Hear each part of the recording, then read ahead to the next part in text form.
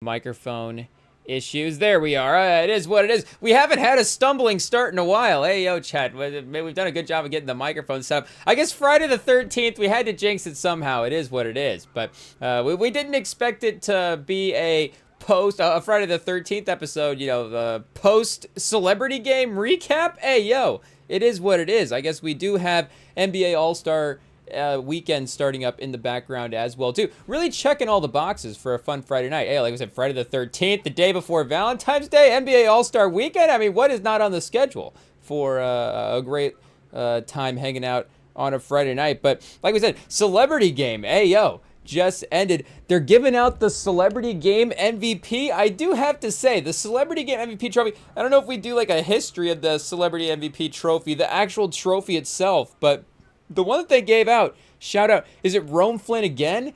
Hey, back-to-back years, shout out. Maybe, I don't know, jumping right into the celebrity game storylines, maybe the best celebrity game run that we've had. No disrespect, I think, of course, for fans of the celebrity game, like myself. Hey, yo, it is what it is. I think, of course, you think of iconic celebrity game, the legacies of that, of course, Kevin Hart is a name that you think of. I believe he has the most MVPs of anybody that has ever played in a celebrity game. I guess we could get some of the results for tonight's game as well too. See what the actual box score said. Hey, yo. But of course, nothing against Kevin Hart. Kevin Hart did have some good games. Like, Kevin Hart is good at basketball. I'm not saying that Kevin Hart is not not good at basketball. Hasn't had some clutch moments. There's been some moments in All-Star Weekend as well where I know he had that three-point contest against Draymond. And that actually reminds me, there was supposed to be a celebrity three-point contest tonight, which maybe is, that actually is, of course, a little bit more interesting than maybe the celebrity game itself. Of course, a little bit newer. Let's see if we can find that, the results for that. Because I imagine that would have been, of course, around the same time that they were doing the game, if not before as well. But that could be I guess they don't play this event on the same event as like the rookie game, which I thought they would be running the rookie game on the feed that we have on right now, but we may have to do another pivot as well because we got to make sure. Steph Castle is played in the Rising Stars game tonight, our Spurs guy, Steph Castle, so we have to make sure that we're locked in.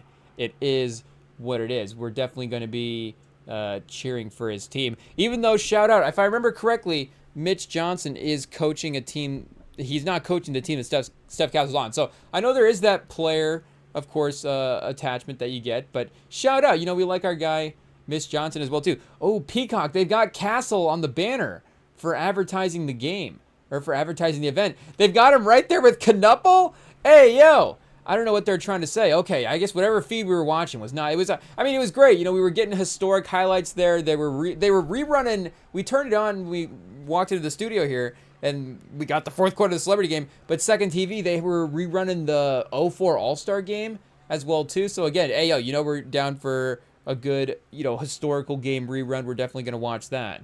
But like we said, we gotta, as basketball journalists, we have to keep up with the current games, the current results. So we got to make sure our guy Steph Castle is going to be winning. Oh, we got a lob to start. Hey, yo, we got to lock in on the rosters. But I guess we have a team that's actually just called the Rising Stars. So of course the event is the Rising Stars, but then there's a Rising Stars actual team. I guess we got to get a jersey close up on the other one to see what they're called. Oh wait, no, they both got Rising Star logos on the TV. Oh, this is going to be confusing, chat. Yeah, we got Team Blue and we got the white jerseys versus the blue jerseys for the first matchup. It is what it is. We're all over the place. We should look up the rosters there as well too. Oh, our guy Harper. Shout out. Oh, chat. Hey, yo, we forgot. Of course Dylan Harper is going to be in this game. There's going to be conflicting interests. It is what it is. Maybe there's just no way that we lose as well too. But I guess maybe the celebrity three-point contest. Oh wait, here we go. It says will take place on the 13th. Yeah, it will. The event will serve as a playful prelude. Oh, ayo, to the ayo. Speaking of Valentine's Day, chat, a little 3-point foreplay with the three-point contest there. Can we get some results? Can we see what actually happened? Oh wait, this might just be the field. This article's from a day ago. Do we have updated? Oh yeah, Drewski is what was competing. Okay, that's for the highlights from 2021. It shouldn't be this difficult. it is what it is. 3-point challenge lineup. Let's see. Maybe the Google AI will actually clutch it here and see. Nope, just the lineups. It is what it is. I guess we should probably have gone straight to the source in general. We should have just hit NBA.com to start. It is what it is. And I guess we can get the rosters from there. And we do have to actually check the celebrity game rosters as well too, because there was maybe the most random just collection of just maybe the weirdest celebrity game that we've had in the past. Again, it ended up being a close game, I guess, a fun fourth quarter. And the gimmicks as well too now, it is a little bit confusing. If you're just like, wait, I wasn't like aware of what the rule changes are, you're just like, what's happening? They're doubling the points now. The 4-point line has been a little bit of a staple at this point, so we are locked into that. Events, celebrity game. Yeah, see, they don't even have the 3-point contest. This is a big deal, the 3-point contest, because it was supposed to be against current players as well too. So I guess all we have is the list of participants at this point to work off of. But, you know, again, Draymond versus Kevin Hart. Obviously, you know, with all due respect to Draymond, that's, you know, a fun event to watch on like a, you know, on just a in-between sort of session, an intermission, an interlude in between the main events.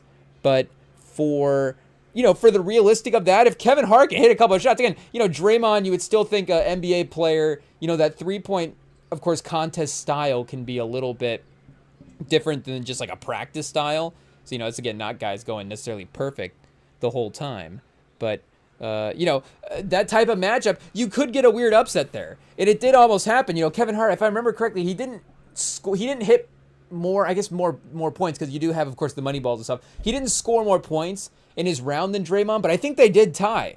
I think he did end up tying him. I think maybe because of the money balls, he clutched there a couple times. But again, you get a run like that, it could be interesting. Jared McCain. See, Jared McCain, of course, is like a, you know, obviously has had a little bit of a struggle this year. You know, OKC, I saw a couple of plays there running for him right away. And it just, you know, immediately seemed like Dagnaw drawing up the right stuff for him. And obviously, you know, Philly, he can still play with a lot of talented guys there. You know, obviously with Edgecombe and Maxey, that roster has got some nice projecting building blocks going forward.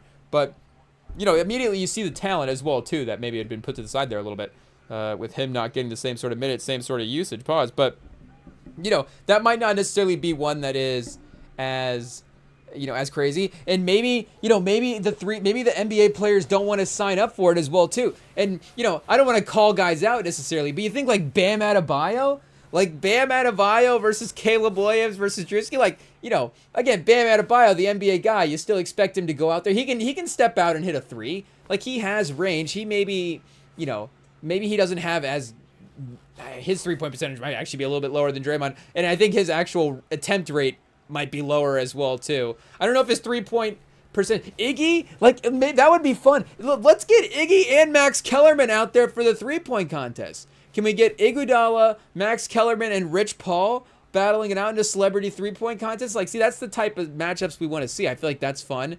And, of course, that everyday, you know, the normal guy versus the NBA player is just a fun concept as well, too. That kind of never, I feel like that's like a almost, you know, again, it's like an eternal idea. You can just take, of course, you know, who are the, obviously their celebrities can just be the, you know, the average guys. Hey, yo, who's, of course, the popular streamer, the comedian, or, you know, the BMX athlete of the day. Hey, yo. And then, you know, whoever, just again, like the 33 to 37% 3-point shooter people are, maybe they can get in the mix as well, too. Because, again, like Con Knuppel, obviously, you know, hey, yo, we know that Con Knuppel is going to go out there and fire away. Even like Dylan Harper and stuff, it just, you know, shout out, the little bit more perimeter oriented. Though as we speak, Dylan Harper misses a 3. Maybe that would be a little bit more interesting. But we don't have results. It is what it is. Unless this is fake, chat. Hey, yo. NBA, it's not Centrell. Hey, yo. It is what it is. So we guess we got to, if there's no footage of the event, then, you know, maybe it didn't happen. But either way, it's a good idea. It's a good idea. And again, we've seen it in the past. It's a proven concept. So I guess, like we're saying, celebrity versus NBA player is the maybe the way to go. But does the celebrity game not have a page? All-Star celebrity game. Oh, yeah, here we go. NBA All-Star Celebrity Game to go and look at the run. Yeah, hey, yo, Kevin Hart, 4 MVPs. So shout out Rome Flynn, the MVP last year, the MVP this year as well, too. So he's won it twice in a row. And Terrell Owens is the only other guy besides Kevin Hart to win 2 MVPs in Celebrity Games. So again, Terrell Owens, obviously, one of, I guess, I don't have the list handy right away, but could we easily estimate one of the 10 best receivers of all time? It's not necessarily a reach. And if we're talking, of course, just the athletic talent, I mean, hey, one of course, just the, most dynamic that we've seen at the position. But again, obviously, a different sort of thing. You expect him at the peak of his powers to be good. In 08-09, like, he's still in the league. He's still in the league. That'd be like if Jackson Smith was just like, if JSN was just like, okay, I've just played in the Super Bowl. I was just the best receiver in the league. I just put up 1,700 yards.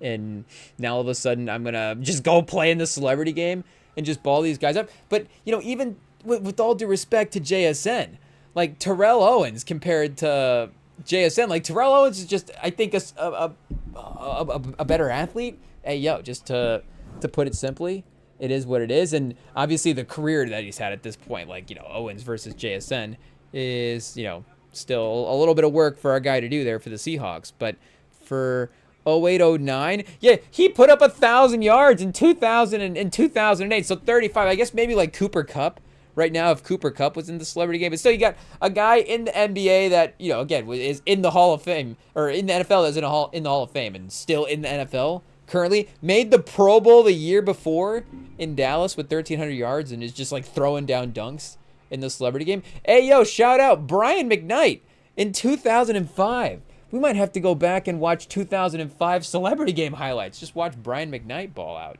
Hey, But, again, obviously, and there was some definite fan voting stuff as well, too. I'm not going to go back and, do we go REMINGTOM investigates the 2012 to 2015 Kevin Hart run? But, again, like the year that he tied with Arnie Duncan, Arnie Duncan was just straight up better in the game. I think Kevin Hart had some, again, good moments, and obviously was entering sort of the first wave, the first apex mountain of his career of just being that obviously as insanely popular as he is. He was just going to win the fan vote every year. The only reason he didn't win it, the only reason Win Butler won it in 2016 is because Kevin Hart, I think, retired from the game. I think Win Butler Win Butler was good, if I remember correctly. He was kind of, him and Arnie Duncan both. There was kind of like a, old school passing, I guess maybe new school, like a Jokic style, like Arnie Duncan, kind of a Jokic almost, and then Win Butler, kind of do we say discount Arnie Duncan in the Celebrity Game? I don't know. But he might have had a couple years there where he could have potentially gotten it. And, again, obviously Kevin Hart, just stole the show. It is what it is. But since then, obviously nobody has been able to capture it, multiple years. It is what it is. Quavo, it was there for him. It was there for him. I don't remember if it was 17 or 19. He might have played in all 3 of these years. But, maybe unfortunately, some lower field goal percentages for Quavo in the Celebrity Game. And that might have been honestly like a real tough one for the Celebrity Game. Because again, the Migos, like, I guess I don't remember exactly, the whole timeline of the group at this point. Hey, we have to go back and double check. But, I mean, 2018, and again, like we're saying, if he's playing in 17, maybe 16, like, that's, of course, Migos at the peak of their powers there. Hey, and Quavo as well, too. Kind of the, obviously when he was at the peak, I think he was, when the Migos were at the peak of their powers, I think obviously Quavo was at the peak of his powers then as well, too. Because I think you could argue, and obviously rest in peace Takeoff, of course, but I think you could maybe argue that Offset is at the peak of his powers now. I mean, of course, his solo career has been very, very successful. I know that he hasn't, necessarily been like, I'm not saying this from a disrespectful standpoint, he's, again, dropped albums that you go back and listen to all the time. Check. Like that's what we're doing here, right? If you're an artist. So, I mean, he's dropping music at the highest level from a hip hop standpoint. His last 2 projects have been like really, really great, and the albums before that as well too, have been fantastic as well too. Though again, the replay value of the last 2 has been obviously fantastic. This one as well, easily, I would say this last one, the best solo project, if I'm not mistaken, between him and Quavo so far, for sure. But again, Quavo was definitely the kind of the more popular one of the group. At least, judging just from the Midwest, I don't know. But it did seem like that was definitely the case as well, too. I don't know if we can go back and check Instagram followers or something. And I'm not saying that because he didn't necessarily, sweep his MVPs for the celebrity game that it, like, hurt his career. But it was interesting. It was interesting. He had a couple of moments there where we were definitely banking on it. I'm not saying that we bet on Quavo with like actual money, but we did emotionally bet on him to win the MVPs in those games. And I guess unfortunately he only walked away with one. Hey, a little bit of like it's like Peyton Manning, 2 Super Bowls is not enough. It's like, well, the upside, the talent, like what was possible. But Common in 2020, I forgot Common won it in 2020 as well too, just right, in real life. What's his? I guess Leslie. What's his name in? Is it Scott McKnight? Is it Scott? It just might be Scott Knight or Scott. I guess we can do a filmography check here and see what we got. We did the rewatch of that movie on the anniversary. I can't believe we've forgotten his name, but I guess we're just gonna have to look it back up and remember here. Yeah, Scott McKnight. It is what it is. So we got Brian McKnight winning, of course, in 2005, and Common maybe channeling Scott McKnight when he won in 2020. He's getting ready for the game. He's method acting, but also training for the All-Star game as well, too. Toussaint in 22, and then back-to-back NFL players these last 2 years, or before, of course, Ron Flynn, the last other winners, DK Metcalf and Micah Parsons. So I guess point being, Rome Flynn, one of the maybe a first team all celebrity game performer if we're taking out the NFL guys, and that's no disrespect. Obviously the NFL guys do count for the games. Their impacts do matter, obviously, but again, it's still not fair. Micah Parsons, it is what it is. Shout out, shout out to the guys for getting out there and hanging with him. Did Myles Garrett? The fact that Myles Garrett is not on this list as the MVP as well too just shows you that he probably wasn't totally locked in for the game, because Garrett is crazy. I mean, that could be just a fun game in general. I know now we're posing games that are never going to happen because of the risk involved with the injuries, but if you could have an NFL NBA crossover game would be fun. And I'm sure you could have an MLB version as well too if you wanted to get the other sports involved. NHL, I'm sure there's enough. Again, obviously for the basketball version, you only need 5. We're not proposing that the NBA guys go and play hockey and then they go play NFL as well too. But if we're just running pickup games and just teaming up the different sports, like I'm sure you can find 5 guys in baseball that like playing basketball, obviously, and 5 guys in hockey that like playing basketball. And well, can we find 5 guys in hockey that like playing basketball? Maybe now, I don't know. But could Paul Skeens throw down a dunk? I don't know, actually. I guess shout out, but I'm sure we could get together a squad for the MLB. But I was thinking, again, like definitely can't get Mahomes right now. Rehabbing from the knee injury, he's probably not going to be like, let me put the NBA. I mean, he's a competitive guy, so he might, but I don't know if the Chiefs would be, too thrilled about Mahomes putting the NBA NFL crossover All-Star Weekend pickup game on his calendar while he's rehabbing from a knee injury. But that would be, again, the NBA guys obviously do, they do ball. Again, to the level of the NFL guys do play really well. Obviously, to the level of the NBA guys, it is what it is. But you could do like a G League matchup, or I don't know, former players. Like big 3 versus NFL could be something. The big 3 guys would be maybe a little bit. We need to get the big 3 involved. I know this is the NBA threatened by the big 3. I don't know, but get the former players involved a little bit more as well too. I know that Royal Rumble ideas and stuff that have been floated out there, kind of involve that, and that would there is fun concepts there. Again, if we're bringing ideas from other sports as well too, you can get crazy, but. Pause. For Rome Flynn, anyway, shout out. A dominant run here for the celebrity game. You love to see it. I guess we don't necessarily have stats yet for the event, but let's see if we can just at least double check what the rosters were.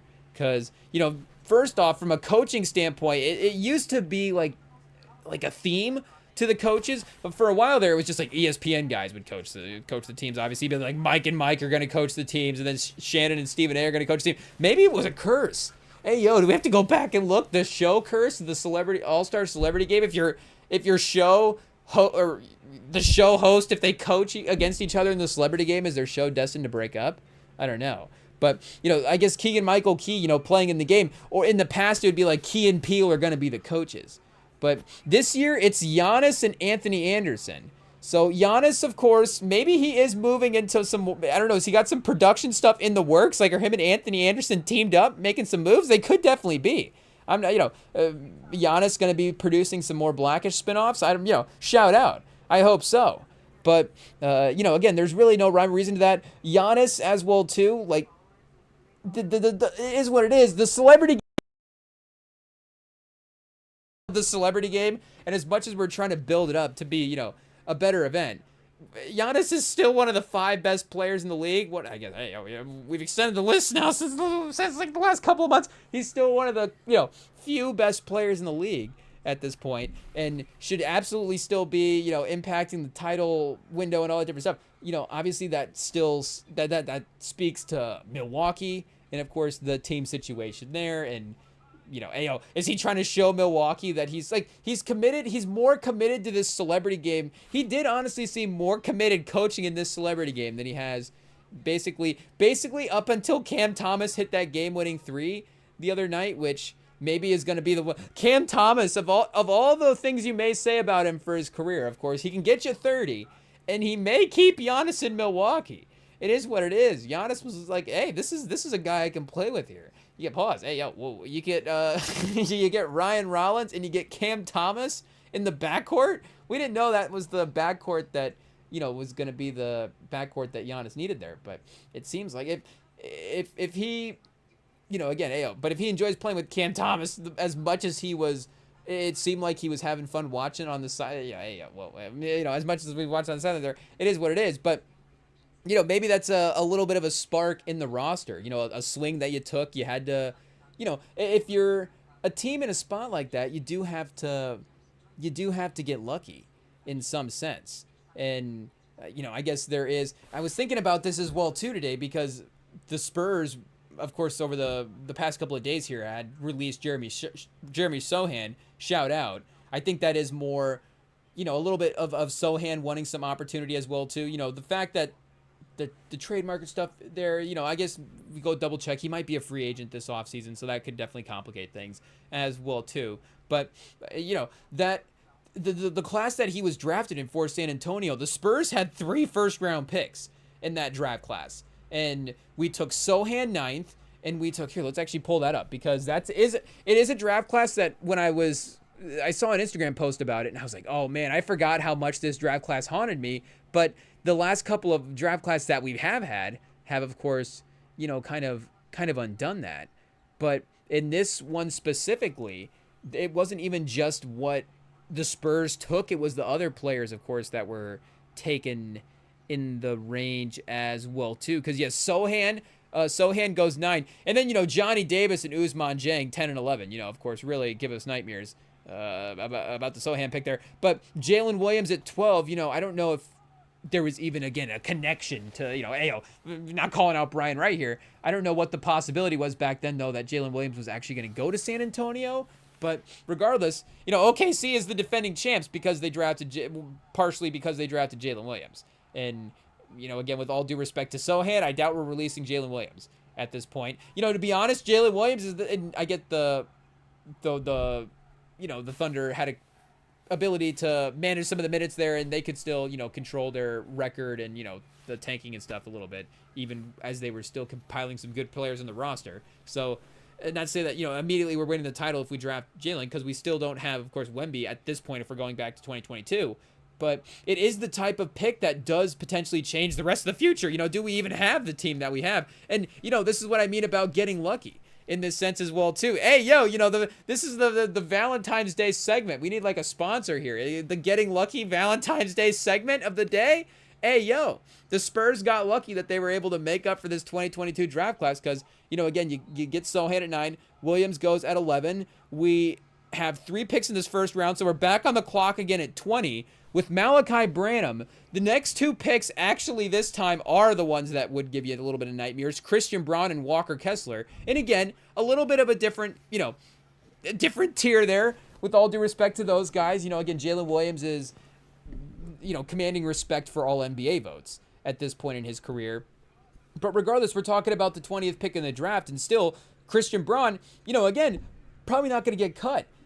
Malachi Branham, I believe, traded it he might have been released as well, too. I'm not sure, but pause. But Braun is probably not being moved on from this point as well. Walker Kessler, same. Like, Walker Kessler can play with Wemby. That's perfect. He can be that rebounding. The shot blocking there is going to be insane as well. Of course, both those guys together, is going to be awesome. I'm not saying that they're going to play every minute of every game and it's going to be the final 5 lineup that you go to. But if you have Walker Kessler as a look, you're not worse off. So, again, there are definite options. And, obviously for all these teams, like Washington and, I guess New York was making trades with OKC as well, too. Because, of course, Ousmane Dieng ends up going to OKC as well, even though he was drafted by New York here at 11.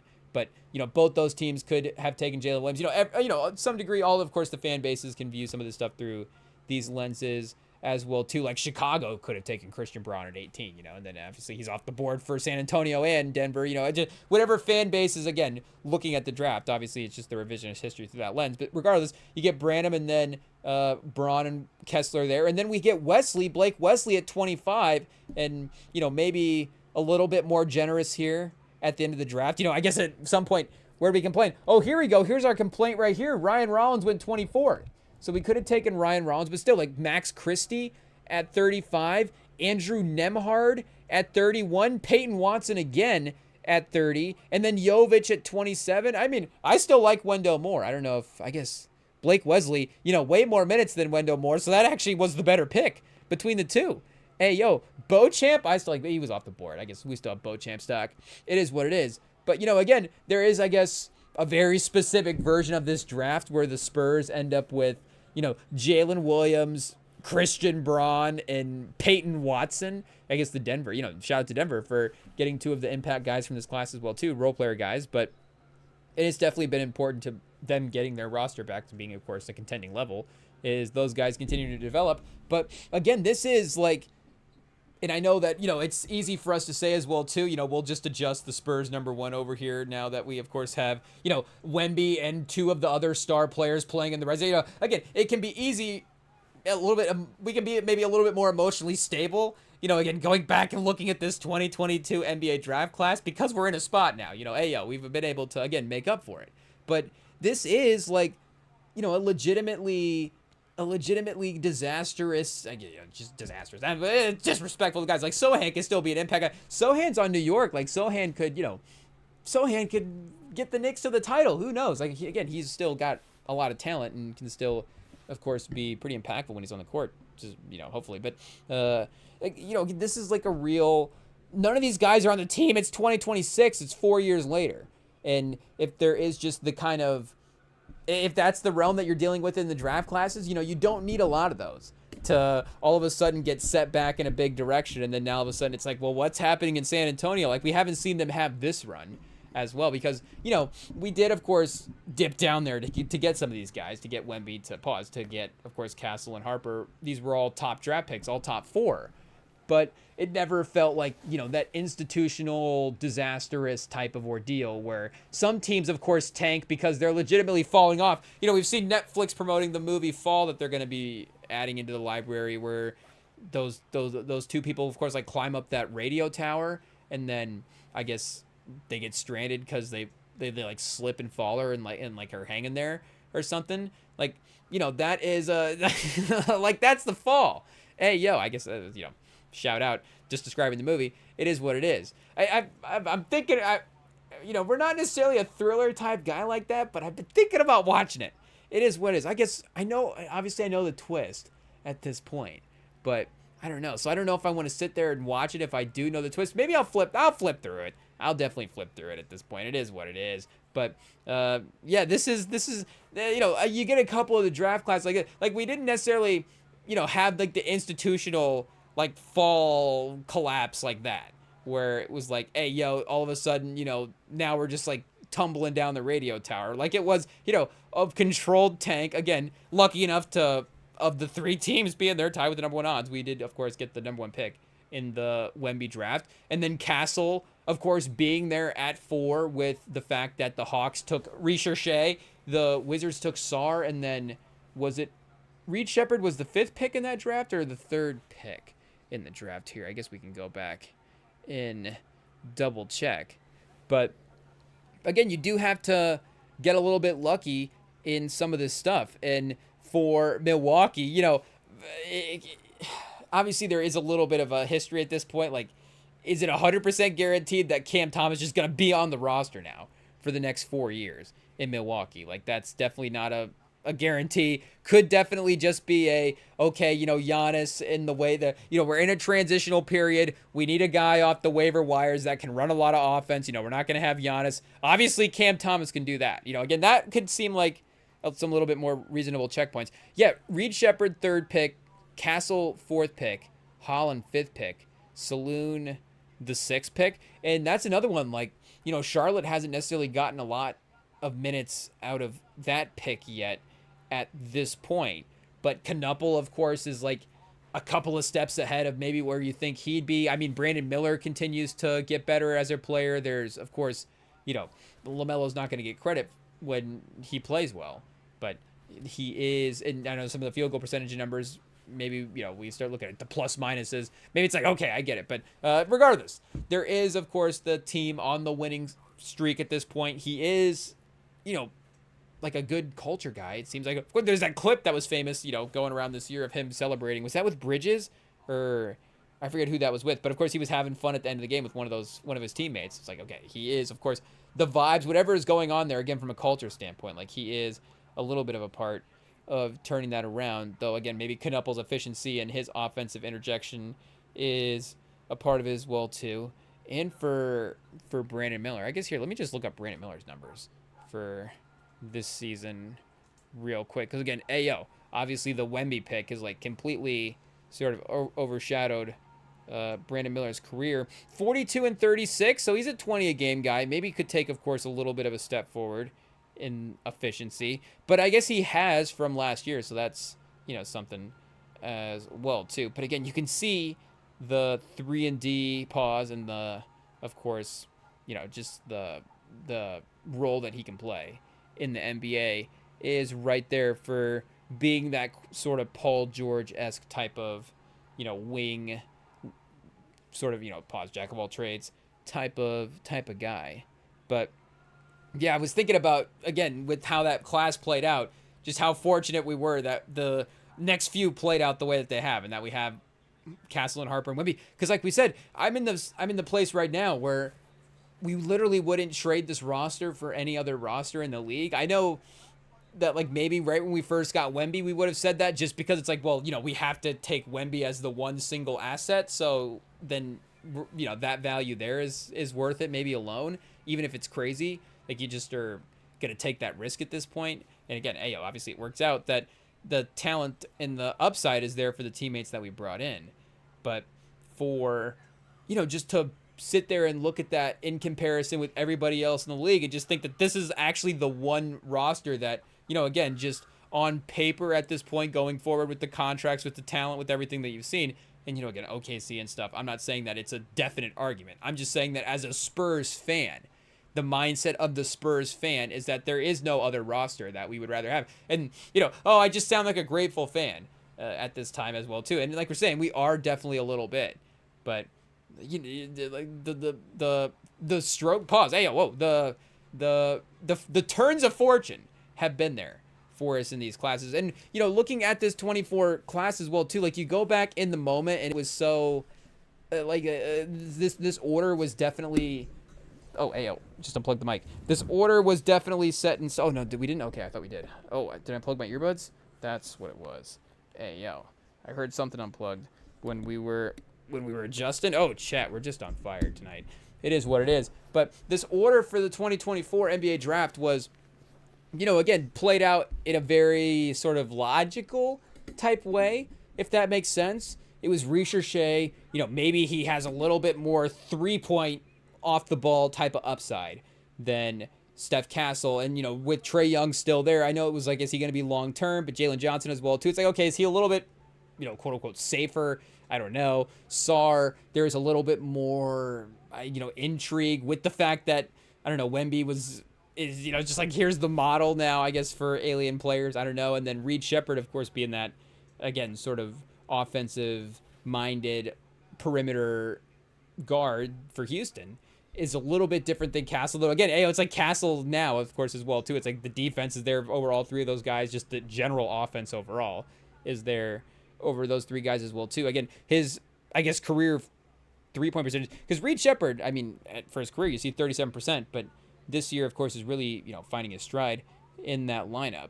But Castle's just ability to get to the hoop, get to the free throw line, like he's just a little bit more of a dynamic offensive player overall. But then, again, even Harper as well, too, taking him and just being able to get that second pick in the 2025 draft. Because that one, of course, was a little bit luckier in terms of the odds. You can't deny that. Kalkbrenner with the win shares higher than Dylan Harper. I guess it's minutes played as well, too. He's only at 900 minutes for the start of the season so far. You got Flag, Knuppel, and Edgecombe all, about double that at this point. 1,800 minutes. Ace Bailey, 1,200 minutes to start as well, too. 45% from the field. But Dylan Harper, 46% from the field right away to start his career. Knuppel, 48 and 43. Ayo, and 90. This might be like the greatest rookie perimeter season ever. I mean, I'm not trying to be too dramatic, but those are just, those percentages are all NBA level percentages. I know that, there's usage and stuff in there, and there's some, like Reeves, of course, over the last couple of years. Ayo, what are we saying? But, Reeves, of course, has been in there where it's like, the efficiency has been there, some of the offensive advanced numbers. Maybe he hasn't quite broken into the all-star range. And, this year he has. I don't think he's quite necessarily been, well, I guess we shouldn't doubt him as well, too. He's not going to be listed in this draft board here. And I'm sure that this comparison is a fair comparison that's been made. It's, maybe a little bit of an easier one to draw. He's, I guess, 50 and 36 this year. So the 3-point percentage, a smidge, but the field goal percentage, the overall sort of efficiency is still in the same place. And, 25 a game, up to being one of the top scoring guys in the league. 25 a game on 15 field goal attempts. So, he is, of course, getting not, I guess Knuppel was the one there with the 90%, but he is getting to the free throw line a little bit as well, too. 8.3, 86% for Reeves there. He didn't get voted in by the commish. Shout out our guy De'Aaron Fox. We're not complaining. De'Aaron Fox got voted in. Of course, the Spurs, a little bit of a better team in the West overall, probably have to have a little bit more representation in the All-Star game. But, Reeves' numbers definitely deserve some consideration as well. But, we've already had matchups be completed in the Rising Stars game early on here. And we're not even paying attention. Is our guy Dylan Harper still cooking? We got Vince Carter and T-Mac in Mello. So we've got, I guess, speaking of Peacock, we've got the broadcast booth, of course, coaching. I mean, again, that makes sense. See, there's a theme there. But even if, of course, T-Mac and Vince Carter weren't on TV, of course, the cousin relationship, like, that makes sense. That both those guys, former NBA players, but related and career overlap as well, too, teammates. Like, it makes sense that both those guys would be coaching against each other in these types of formats. You could do, like, maybe down the line, is there like a Steph Curry, Seth Curry? Maybe Del Curry. Again, you got 3 teams. Maybe they've already done that. Maybe they've already had the Currys. Have they had the Berries coach a game? I'm not sure. But which Spencer is this? Is that Cam or Pat? Cam Spencer. The closed captioning say Cam Spencer with the 3 right away. We got, I guess, it is going to be all offense in general. But a lot of offense start. Oh, was that a lob to Buzelis? Just a little bit off. Who threw that? Who turned that over? He was definitely open. That should have been easy. I know that Buzelis, maybe a little bit of a lazy attempt to go up and get it, but also, again, the pass was just just off the mark. So maybe Cam Spencer, big winner for the night if he has a big day. Hey, yo, Con Knuppel and Cam Spencer on the same team. Oh, chat, Nick Wright's going to be having a day. Hey, yo. He's going to be looking at those all-star lineups in the future, putting the rosters together already. We didn't expect Cam Spencer to be in the mix there, pause. But, hey, yo, he might end up getting there as well. Austin Reeves? Is Austin Reeves? Hey, yo, Austin Rivers? Whoa! Is Austin Rivers on the broadcast? He, of course, has the media background there, so wouldn't be surprised. Team Mello with the first win. Okay, Team Mello over Team. We're gonna call. Is it Austin Reeves? Team Reeves. Team Mello versus Team Rivers, 40-34. Is it play to 40? Oh, so Castle and Harper did win. Okay, so wait, who was on Team River? Oh, he had the G League team. Okay, so good. Hey, yo, well, not good, but good because I was trying to be. There was a couple of guys. I was like, wait a second, what team does he play for? Hey, yo, like, am I crazy? But yeah, okay, so maybe not as familiar with everybody on the G League team as we should be. Of course, we got the Harpers well represented overall with Ron Harper on this team. McClung and David Garcia Jones not out there. Yeah, I didn't see our guy DJG on the court. Tristan Newton from the Vipers, Jameer Young from the Skyforce, Elijah Martin from the 905, and then YKN, Yannick Conan Neuterhauser. Hey, yo, I don't even know what that logo is. Is that Washington? Is it the Washington G League team? I don't know what G League team logo that is. But yeah, I guess unfortunately they were not able to advance. Shout out that, again, Team Mello was actually able to win this game. That would have been a little bit of an upset if Castle and Harper and, I guess, unfortunately, no Cooper Flag tonight. Hey, yo, what a missed opportunity. Is Castle above this game as well, too? I'm not sure. But Murphy Boyles, again, Reed Shepard, Jeremiah Fears, Ace Bailey. We need some good Ace Bailey minutes in this game. Again, it has been, I think, maybe some of the Summer League stuff. Do we have to go back and... Was it preseason or Summer League that Ace Bailey was really tearing it up? It might have been preseason, but some of those exhibition games may have been the peak of his season so far. But he has still, again, been showcasing, I think, a lot of the talent there. But this Vince Carter team, and I guess this T-Mac team, we got both, of course, NBA guys. So are these all the same draft classes going up against each other? I guess not, because this one is a little bit of a combo of both. Bub Carrington, Trey Johnson, Knuppel, AJ Mitchell. AJ Mitchell and Sarr both out. So Carrington, Johnson, Knuppel, Reisher Shea, Cam Spencer, Jailer Tyson, and Khalil Ware is the lineup in this one. Oh, Keshawn George for Team Vince, getting right to the basket past Knuppel. Hey, yo, Buzelis, Keshawn George, Cedric Coward, Derek Queen, Jalen Rells, Igor Denham, and Edgecombe. That is a sneaky good lineup. Wait, is Carter winning this game right now? Oh, T-Mac's up 12-7, but Spencer just went to the bench. So maybe they'll get back in the game. I don't know. And maybe we're putting a lot of stock in Igor Denham. I just like hey, yo, can we say the aesthetic? I just like the aesthetic of that lineup. You get Denham and Keshawn George and Buzelis and Derek Queen all out there.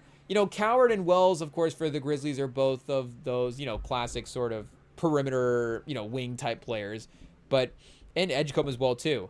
So maybe a good balance of both those guys there. But Denham, Buzelis, George, and Queen. George maybe a little bit not as unicorny as the other three guys, but he is as lanky as the other three guys. So you've got, of course, can we say the all-lank team? I don't even know if that's allowed. But the all-lank team with Buzelis, Keshawn George, Queen, and Denham. And, Queen's kind of sturdy. Shout out. But, he definitely kind of plays, he doesn't play defense, so he plays like a lankier center. I don't know. Offensive focus there a little bit, but Khalil Ware in this game as well too. He might be an interesting force. I guess Team Mello's got clean, and Mello, we would definitely root for Mello of the coaches, though. Again, T-Mac and Carter, shout out, obviously beloved. So this is great. It is what it is. I thought, what's Mitch Johnson coaching? He must be coaching in something All-Star game. I thought he was coaching in this one, but. I guess not. So makes a little bit more sense there as well too. Especially since these are a little bit more untraditional games as well too, where maybe if you had just two lineups in a practice, I don't know if you have real coaches out there at that point, because then they're actually like doing the real coach thing. Like I don't know, it's worth their time. But if you're just showing up for like, hey, like let's just like run, like we're just gonna like show up for 45 minutes and just dribble around, get some warm up shots in, and then we're gonna go run a game. Like, of course, it doesn't really necessarily matter what the Melo's just basically just like controlling substitution patterns throughout the course of the game is essentially what it is. I guess I wonder how much coaching he is doing. We're gonna have to stay locked in. What kind of plays is Team Melo gonna be calling here for this one? So we will definitely have to keep paying attention. But of course, we do have to get into the time machine tonight. Ayo. I mean, of course we will be to celebrate a great anniversary night as well too. We didn't even mention that to start. Ayo, when we were talking about the checklist for the Friday night. I mean, add that to the list. We've got the anniversary of just one of the great days in hip hop history straight up. It doesn't even matter since when, before when, till when, how when, why when. It's just like, hey, this day will just forever stand as one of the great days. When you get All Eyes on Me and The Score being dropped in the same day, it is, of course, a day just for the classics.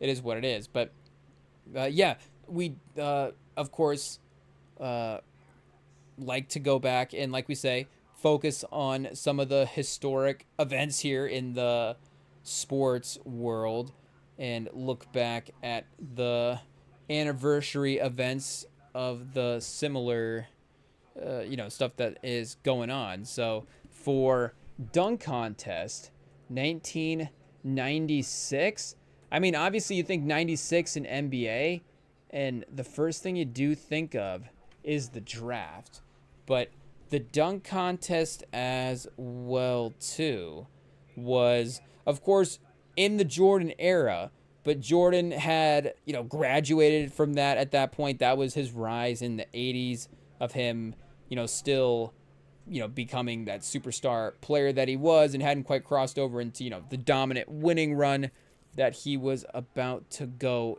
into. Was 96, I was going to say, was 96 the Brent Berry year? I was about to say a little bit of a low time for the dunk contest itself. No disrespect to Brent Berry. I guess, did he have the free throw? Like, he had a free throw line dunk in there. I know it just doesn't, like, for some reason, it just doesn't count, like, compared to the other free throw line dunks. And I get it as well. It's just like, did they move the free throw line in? Like, what happened on that dunk? But, he still managed to pull out the win in this year as well too. And then, again, because I guess maybe some of the newer stars as well too, Kobe then in the 97 dunk contest, had been in the league a little bit as well. Or I guess you would have had the night, if we're getting the timeline wrong, because you would have 96 All-Star game would have been in February, and the 96 class would have been in the summer of that year. So then Kobe would have gotten drafted, all those guys, rest in peace Kobe, all the guys, amazing guys in the 1996 draft class are there. I mean, Ray Allen as well too is in the class there. So, the league is kind of, set up a little bit for the post-Jordan run in a sense. But, yeah, Brent Berry, Michael Finley, Greg Minor, Jerry Stackhouse, Doug Christie, and Daryl Armstrong. So, shout out Stackhouse, of course, as I say, competed in the 2000 dunk contest as well too. I don't know how many times he participated in general. Is he like a low-key celebrity or like dunk contest participant guy? But yeah, I guess just the two times he was competing there. Of course, the iconic 2000 dunk contest. But yeah, Doug Christie and Daryl Armstrong as well too. Doug Christie in the dunk contest. Carter Bryant is in the dunk contest this year for the Spurs. Back-to-back years with a Spur in the dunk contest. Like, we've never even had guys that athletic before. Hey, yo. But he might be a little kind of, I don't know, Doug Christie. Obviously a little, no, he's like, what, 6'8"? So yeah, maybe a little bit taller. But I don't know why I could see like a Doug Christie like dunk contest performance. I don't even know what Doug Christie's dunks were like. It just, I don't know. But Daryl Armstrong with the 25 in the first round here I guess. Oh, they got both rounds listed. Yeah, I guess Brent Barry with the 49 on the free throw line dunk. Michael Finley with the 46.2. And then our guy, the GM from Boston, with a 40. And then, yeah, Stackhouse only needed 1 point to advance in the first round. Unfortunately, he didn't get there. But, yeah, Harold Miner, Isaiah Ryder, Jamie Watson, Antonio Harvey, Tim Perry, and Tony Dumas. 1995. Hey, yo. You know, not necessarily, maybe a little bit like we were at, you know, recently as well, too, where it's just like, you know, where is the, not even the star power. It's like, where are the NBA guys in this? Like, let's see if we can find a recent one here where it's just like, yeah, I mean, Jaylen Brown, I guess, kind of carrying. I guess Brown and Jaquez both, and McClung had been a star at this point, winning the last year. Murphy, of course, has definitely raised his stock over the last couple of years. Obi Toppin, Juan Toscano Anderson, Jalen Green, and Cole Anthony. I don't know. Simons, Toppin, Cassius Staley. I guess it's a 3-person, you know, contest in 2021. That's not necessarily super thrilling. 2020, yeah, Dwight Howard in 2020 is not, you know, again, great. But he put up a 49 there in one of the dunks. I guess everybody was putting up crazy scores. I think they maybe redid the scoring a little bit. It got a little easier some of those years. But Derek Jones, Aaron Gordon, again, Connaughton, Dwight Howard. Diallo? You forget Diallo won in 19. But, yeah, 16. Hey, yo, how did we not even, of course, think of 16 right away? I guess because we were just starting in 1996. But 2006, and we get a Nate Robinson dunk contest here in 2006. Wait a second. Should we have gone, like, 86 as well, too? Can we go back there? Is that the Jordan? Jordan in 87. Oh, Spud Webb in 86.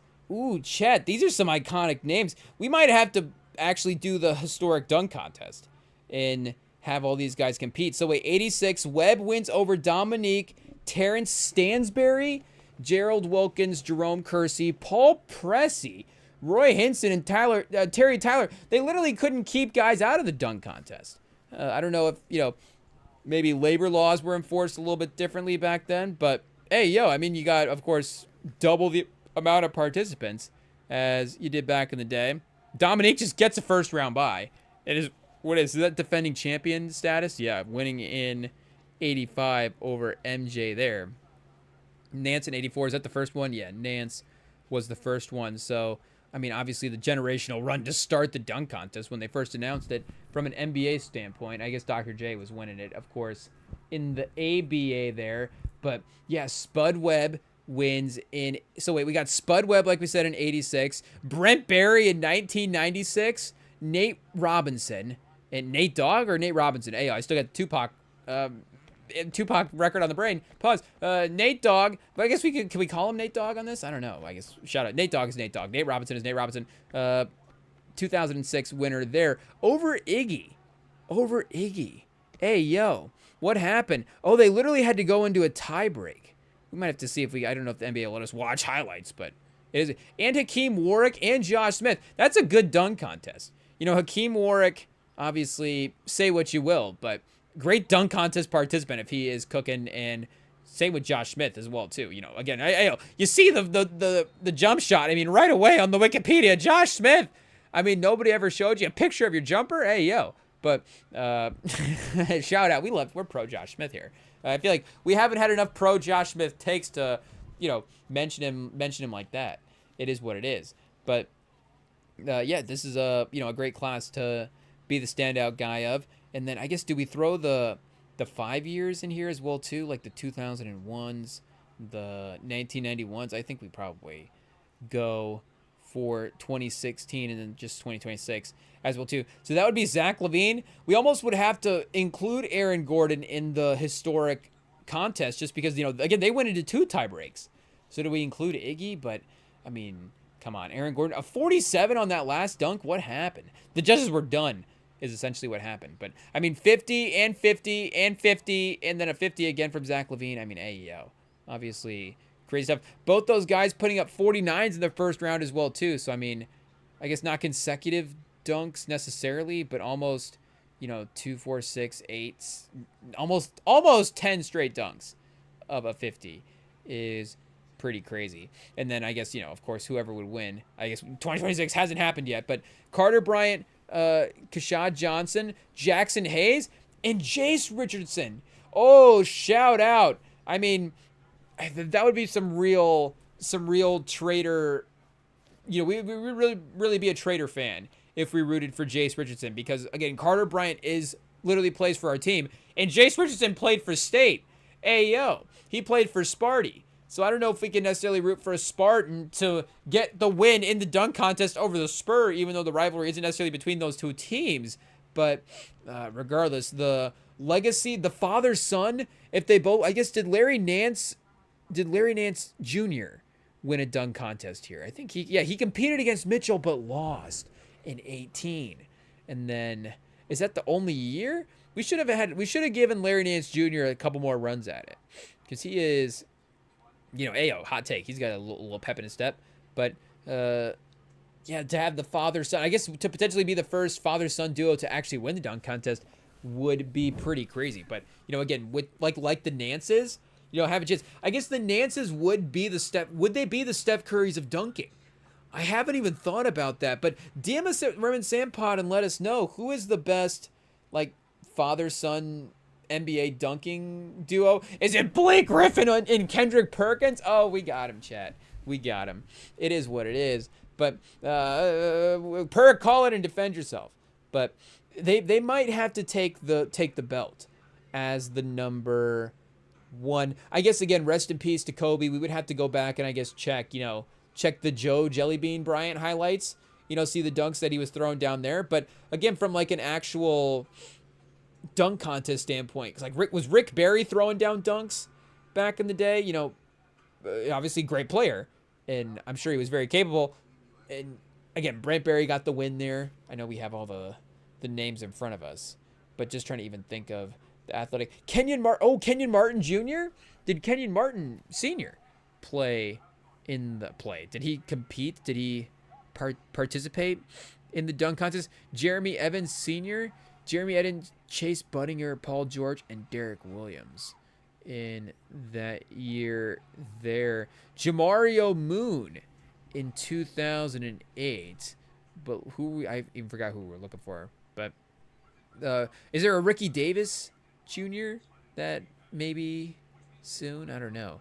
Desmond Mason. So, yeah, I mean, if Jason Richardson, if the timeline is kind of similar there, then some of these guys would potentially, if the potential kids could be playing at this point. Larry Hughes. Is there a Larry Hughes? Is there a Stackhouse Jr.? I feel like sometimes with the recruiting rankings now, it's just put a junior on some of these draft classes.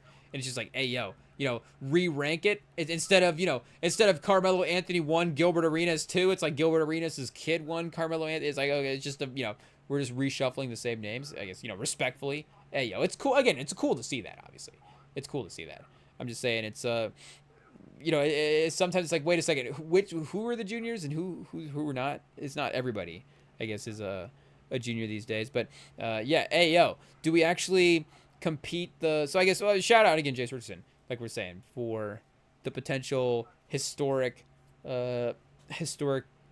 accomplishment there.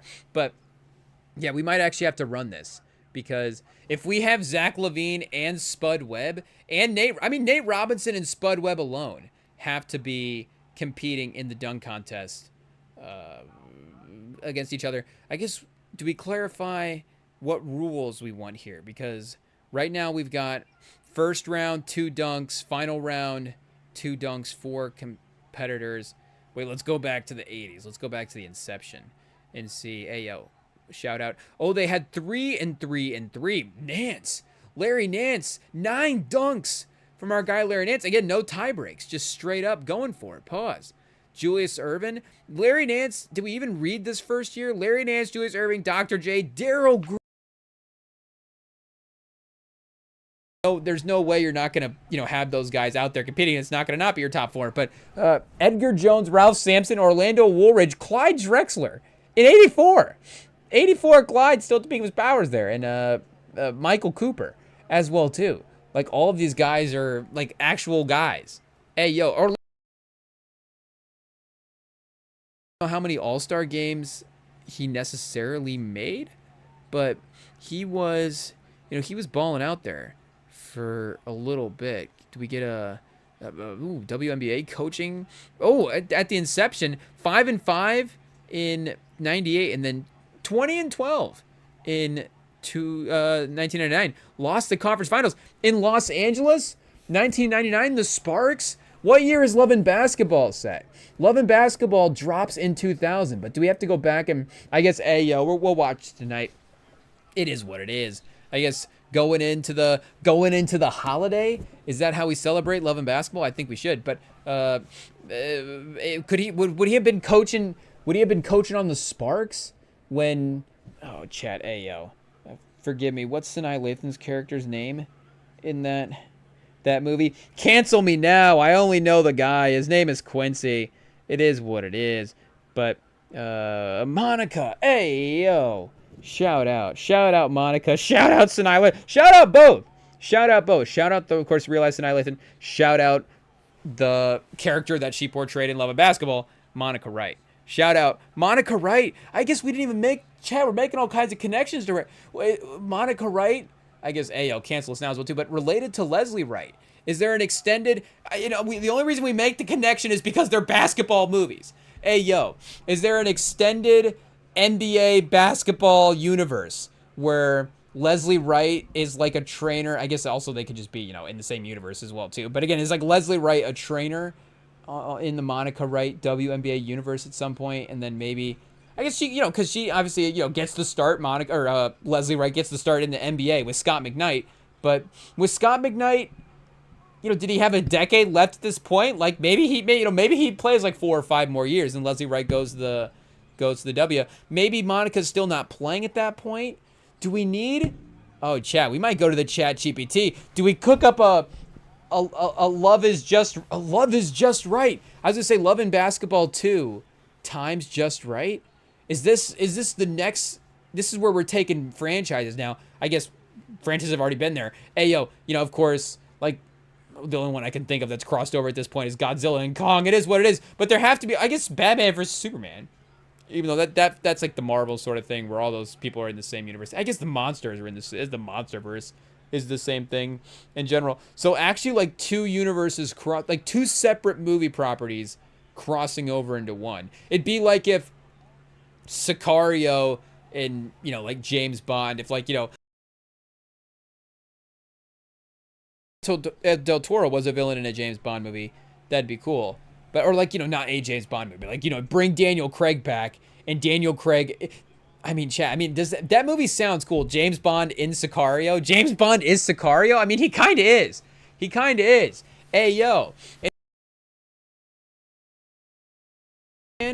Ooh, testing 1 2. Okay, we're back. I don't know, but Benicio del Toro, of course, would be a good movie. I would be down to see it, but.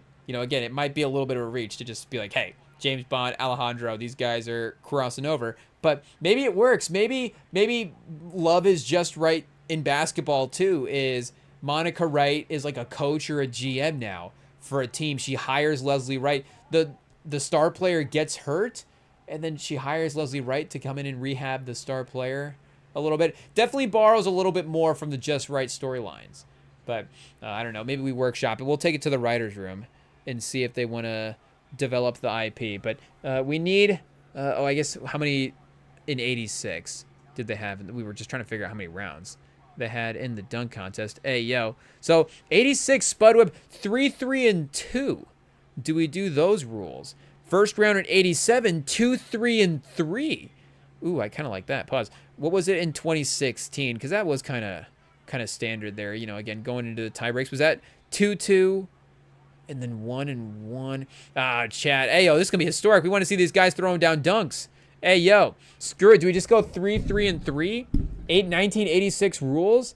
Okay. We need to sim this dunk contest. And we want all the winning versions of the guys as well, too. Obviously, from the years that we have. So... 86 Web. Shout out. Our caps lock is Opposite here. Oh, chat. Ayo, the 8 key. Getting stuck. There we go. 86 Webb in the mix. Pause. We've got 96 Barry. Shout out 96 Brent Barry. He made the cut.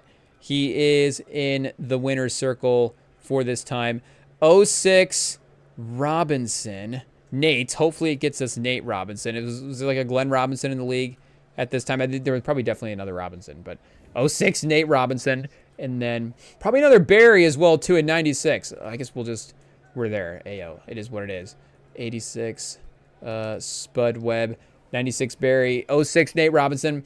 2016 Zach Levine. Oh, now we're just making a rap song at this point. But do we get Aaron Gordon in this as well, too? We don't necessarily need the 5th contestant, but hey, we might just include him anyways. 2016 Zach Levine plus Aaron Gordon. Is this going to be like one combo person? Hey, yo, pause. A fictional person, 2016 Zach Levine crossed with Aaron Gordon. This guy would definitely dominate with all due respect to these other guys. This is a great class. 86 Webb, 96 Barry, 06 Nate Robinson in the 2016 contest winners. And we want three dunks each round. Was that top? I guess in 86 they had more than they had like 7 participants. They had 4. I guess they needed enough to have 4 advance into the final round. But we might just have to do top 2 to the finals for this one, since we only have 5 participants.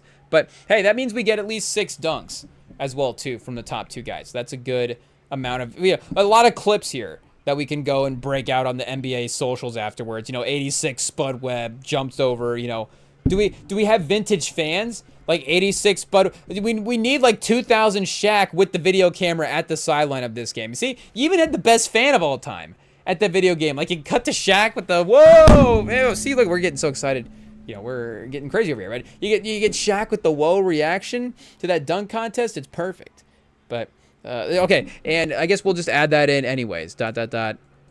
With 2000 Shaq with the camcorder. He's got to have the camcorder on the sideline. I mean, we could just build out a whole universe as well too. Shout out. We bring Craig Sager back, have him on the sideline running around for this game. Rest in peace. But yeah, well, I guess we'll just stick to the one fan there. Oh, we could have even included judges as well too. Who is the one judge that gave Vince Carter a 9? I guess was that. No, that wasn't Shaq. Shaq gave it somebody else. Oh, that was Levine.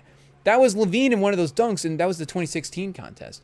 Hey, yo, okay, so we got all-era undersized versus Flight Gods dunk contest. Packed arena. Okay, judges table stack. 2000 Shaq holding the camcorder. Love to see it. Got our contestants, like we said, 3 dunks each. Top 2 advance to the final round. 2 dunk finals? Okay, that's not what we said, but hey, 86 Webb, dunk 1, double pump baseline reverse. Whoa. Okay, so if you're just tuning in now, the Valentine's Day episode, this is dunk contest we're going to be going through here, but I guess, translate it however you want. Double pump reverse baseline, clean, crowd stun. Score 47, and then I guess round 2 after, everybody will go through dunk 1. So I guess we'll just read dunk 1 first. For everybody, dunk 1, dunk 2, dunk 3. Okay, dunk 1 for Brent Barry. I guess we'll know the winners though at this point. It is what it is. I guess we'll just get the top 2, and then maybe we'll do the finals a little bit differently. Pause. So yeah, he goes first. Double pump reverse baseline, 47 on the first dunk. Brent Barry, just a free throw line dunk right away. Just picks up right where he left off in 96. Literally, probably jumps from the free throw line out of the time machine from the free throw line. From 1996 into the present day, and they still only give him a 48 here. Clean, no step over. So shout out there. 2006 Nate Robinson up next. Between the legs, off self alley. Oh, so off the backboard, between the legs, 48 for our guy Nate Robinson. Zach Levine, between the legs from the free throw line. So this might just be a remix of some of the dunks that we saw in real life. Ayo, but that's going to get him the 50 to start. And then Gordon, chat, we're going to have we might have a little rematch in the finals. Who knows? But 360 under the leg dunk, cupcake era dunk. Oh, chat. I don't even know what this dunk is. This might not even be up. That might have been a 2K dunk there for our guy Gordon. But Spud Webb, dunk number 2. Alley-oop off the glass, mid-air switch in left hand. Shaq out here saying he's 5'7". Nah. Hey, yo, I don't know if the impersonation is perfect there for ChatGPT. They might have to work on that, but I guess getting some Shaq interaction pauses is fun. Yo, Brent Barry, 360 one-handed tomahawk. Smooth but not violent. That is true. If there's one thing you would say about Brent Barry's dunk contest, again, we tread lightly, but maybe the way to phrase it is he wasn't dunking with a lot of force. Like, even Zach LaVine, you know, I guess you could profile him, you know, athletically as a dunker. You could see both those guys maybe generating the same amount of power in terms of the impact on the actual basket, you know, when they dunk. But, you know, LaVine actually is, you know, again, like throwing down forceful dunks. Nate Robinson, you know, Spud Webb even to some degree. Spud Webb, of course, maybe not as much, but obviously the height there as well, too, is going to be the thing. And just the pop, like him watching Spud Webb just pop off the floor. Like, Nate Robinson, you know, what do we say now? The 2 inches makes a difference. But, you know, Nate Robinson did have a little bit more realistic athleticism, where you go back and not say that he wasn't as explosive as Spud Webb, but you go back and watch the springiness at which Spud Webb would jump, and it's like, hey, yo, like, is this like a cartoon? Is that AI? Is Spud Webb AI?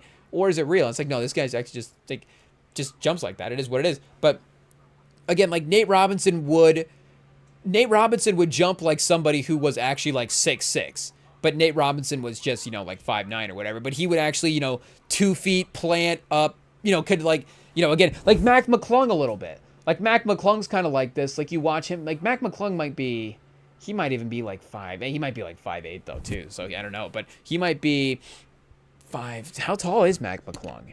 Hey, yo, let's see if we can get a stat check here and verify, because I wasn't necessarily thinking about him in, you know, Spud Webb, Nate Robinson tier, but listed height 6'2". Okay, so yeah, he is a little bit more, you know, NBA normal there. Dunking normal. If you're 6'2", if you see somebody that's 6'2" on the street, do you immediately assume they can dunk?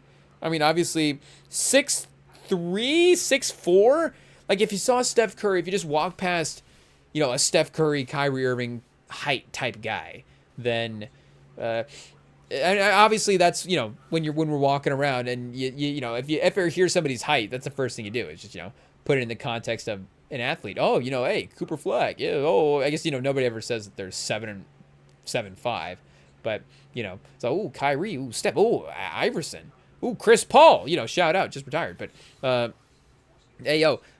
McClung is, of course, again, a little bit, and I guess again at 6'2", maybe it makes sense.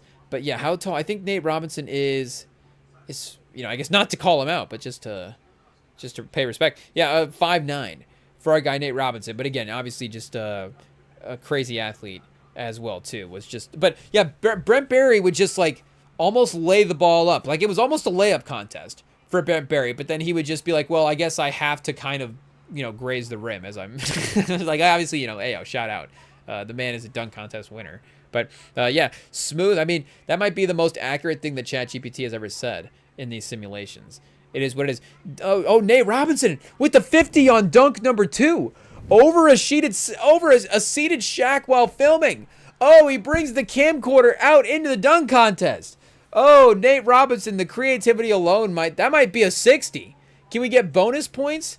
Clears him clean. Shaq drops the camcorder screaming. Oh, chat. Hopefully Shaq didn't look up while he was filming as well, too. Maybe the camcorder, hopefully, you know, there's footage of that thing looking down as Nate Robinson jumps up. But for Zach LaVine, behind the back midair switch windmill? Okay, well, I guess if you're going to combine all those things together, you're definitely going to get a 50.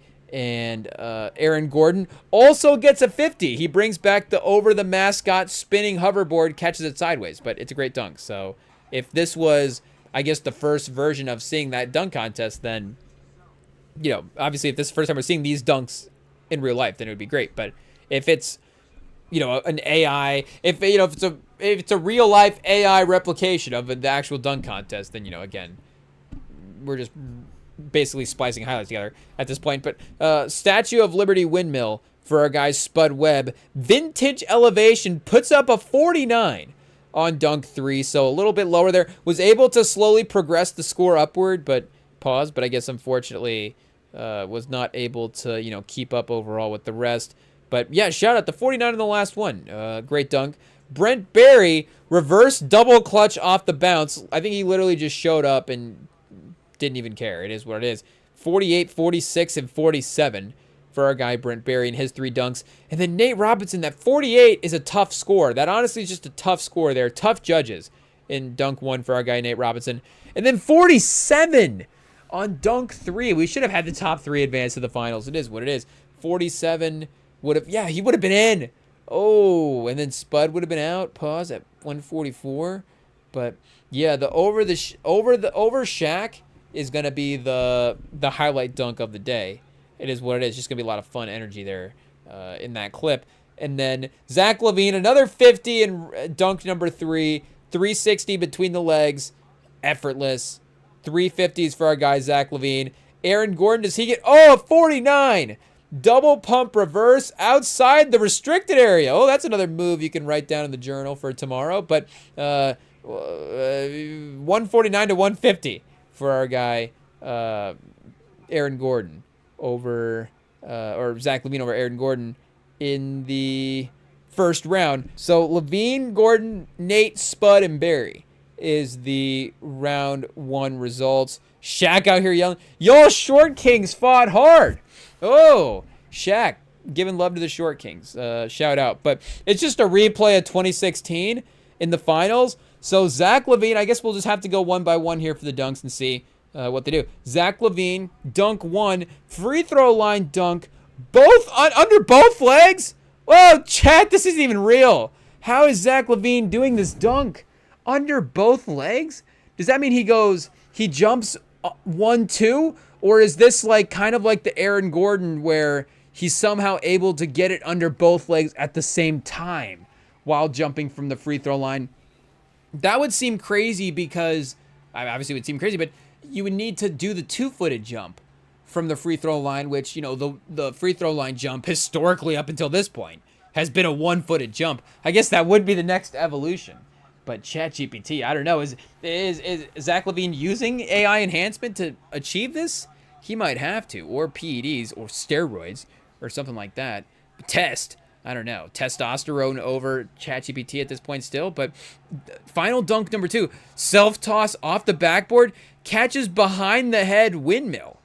Score 49. So didn't get the 50. Oh, chat. Revenge for Aaron Gordon. They left the door open. The league definitely scripted this one out. You can't, I guess, give Zach LaVine 2 50s right away and just say, well, Aaron Gordon has no room for error. Though, I mean, that would be really epic. But total 99 in the final round. Aaron Gordon, I guess if this is not a 49, if this is a 48 on this first dunk, he would lose because, again, he wouldn't be able to get a bonus point on the next round or the next dunk. So final dunk over Shaq. Standing this time. Clears him, reverse windmill. It's got to be a 50. Shaq falls backwards laughing. 50 for our guy Aaron Gordon. So if he puts in a 50 in this dunk, he can not only get revenge on Zach LaVine, but he can claim to have won the better contest because now we got the historic Spud Webb, Nate Robinson, Brent Barry field in the mix as well too. And you could say between the 2 contests that he's got the better dunk contest career as well. I don't know, it becomes a little Jordan over Wilkins at that point, though you might say Wilkins' dunk contest career is a little better than Jordan, I'm not sure. But, dunk 2 is a 50. 360 between the legs, off spin gather. So, I don't know, self-toss, catch behind the head windmill, 360 between the legs, off spin gather. Either way, one of them robbed and both of them, it is. Did that make sense? That's like the ceiling is the roof quote. I don't know, one of them robbed in both of them. That means Gordon got robbed in the first one, but LaVine got robbed in the second one. So, it makes sense. They both won one. It doesn't matter. But shout out, revenge arc complete. LaVine smiling but stunned. Spud nodding like a proud OG. Nate hyped like he won anyways. Shaq reviewing the tape, yelling, "Rerunning it back next year." Shout out. A 7-footer only dunk contest. I almost wanted to describe the Zach LaVine dunk in a little more depth. Self-toss, catch behind the head, windmill. Or the under the legs, under both legs. That's the one we need clarity on. Let me see here. Under both legs? Oh, I guess reverse captions. Under both legs? Under both kegs? That's the next dunk as well, too. The keg dunk.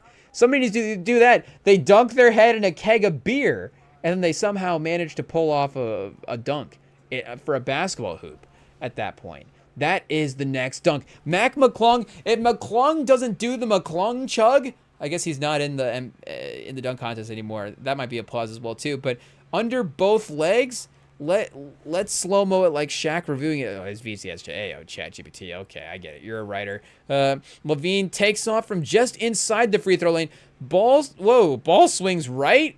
Threads under right leg. Then midair tucks threads under the left before extension. Physically almost impossible in real-world biomechanics at this difference. In a normal contest, under one leg, legendary, under both lines. Comic book physics, literally comic book physics. I still can't picture what it's saying. It's saying he actually is going under both legs. Like individually, once under the right leg and then once back again under the left leg in midair. Hey, yo. Even prime Zach LaVine bounce wasn't going double the leg from 15 feet out. Yeah, hey, yo. Realistically, under the both legs, possibly on a shorter gather dunk from the free throw line. Video game glitch. Shaq reviewing replay. Turn that off. That ain't legal. Hey, yo. Okay, so can it break down the science? How sciencey can we get it here? Let's go like REMINGTOM sports science. Can you break down the science? Yeah, give us a little science lesson here, ChatGPT. Oh, see, it's not even possible. It's literally not even physically possible. It just says Gatorade.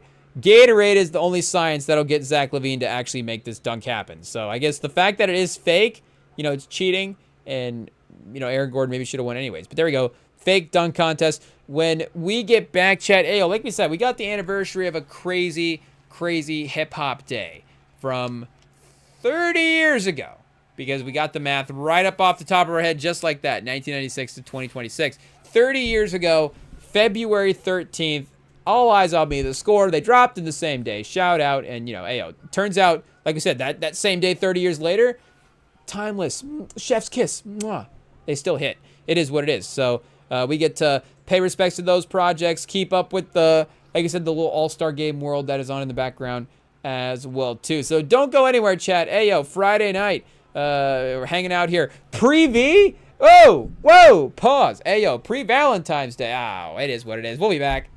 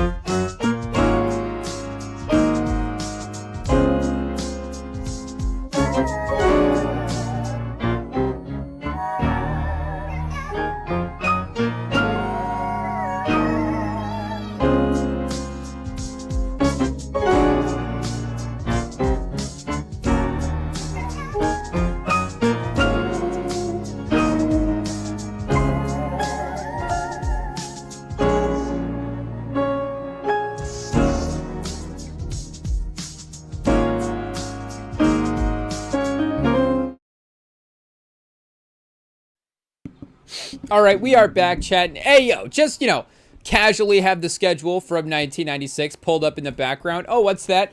February 13th on this day 30 years ago.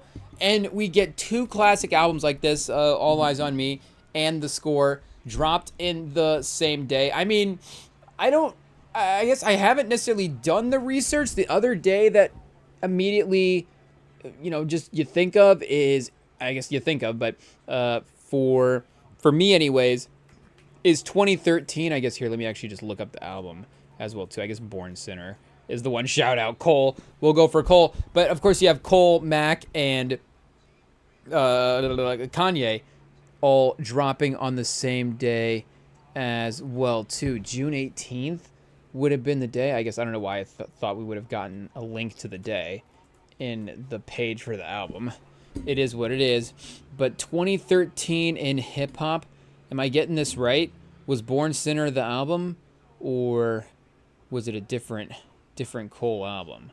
But here, let me see real quick if that is correct. Yeah, Yeezus, Born Sinner, and what do we got? Watching Movies with the Sound Off by our guy Mac Miller as well too. Quasimodo, yes sir, whatever. Static Selecta with an with an extended play in here as well. So I mean, ayo, Daz Dillinger dropping some West Coast gangsters. So everybody legendary pulled up on June 18th to drop albums.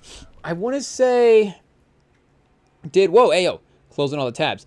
Did maybe Rodeo drop on the same day as Something Super Crazy? I don't know. I guess just 2015 in general. Of course, a bunch of iconic projects dropped that year. But, of course, just in terms of the greatness of two projects, probably the best single day in hip-hop history? Like, I guess you could say, would you say Graduation and Curtis potentially dropping on the same day as well, too? Just, again, there could be one, but even Yeezus, Born Sinner, and Watch the Movie with the Sound Off, like, as great as those three albums are, and the only case that I guess you would have for that day is just the fact that it's three albums and maybe a couple of other, the underground bulking it up there as well too. But none of those albums are as good as either of these albums. I get maybe a magazine will have Yeezus ranked higher than All Eyez on Me and The Score, but realistically, for the most, great album for sure. Shout out, but we're shouting out the album maybe, but neither of those albums are, of course, quite, I would say, or any of those albums are quite on the level of either of these that dropped. And I was thinking as well too about that type of competitive sort of commercial advantage there, because we're not trying to, I guess, break down economics, but of course you do have obviously a big day headed this at the end of this year from the movie standpoint with Doomsday, obviously mirroring Barbenheimer from a couple years ago, and obviously that's in the movie territory as well. But I was thinking, of course, there was a little conversation with the Super Bowl week happening. We were talking about this on the last live stream, where next year, of course, in it being Valentine's Day tomorrow, next year we're gonna have the Super Bowl and Valentine's Day on the same day, and there is, I think, of course, an advantage.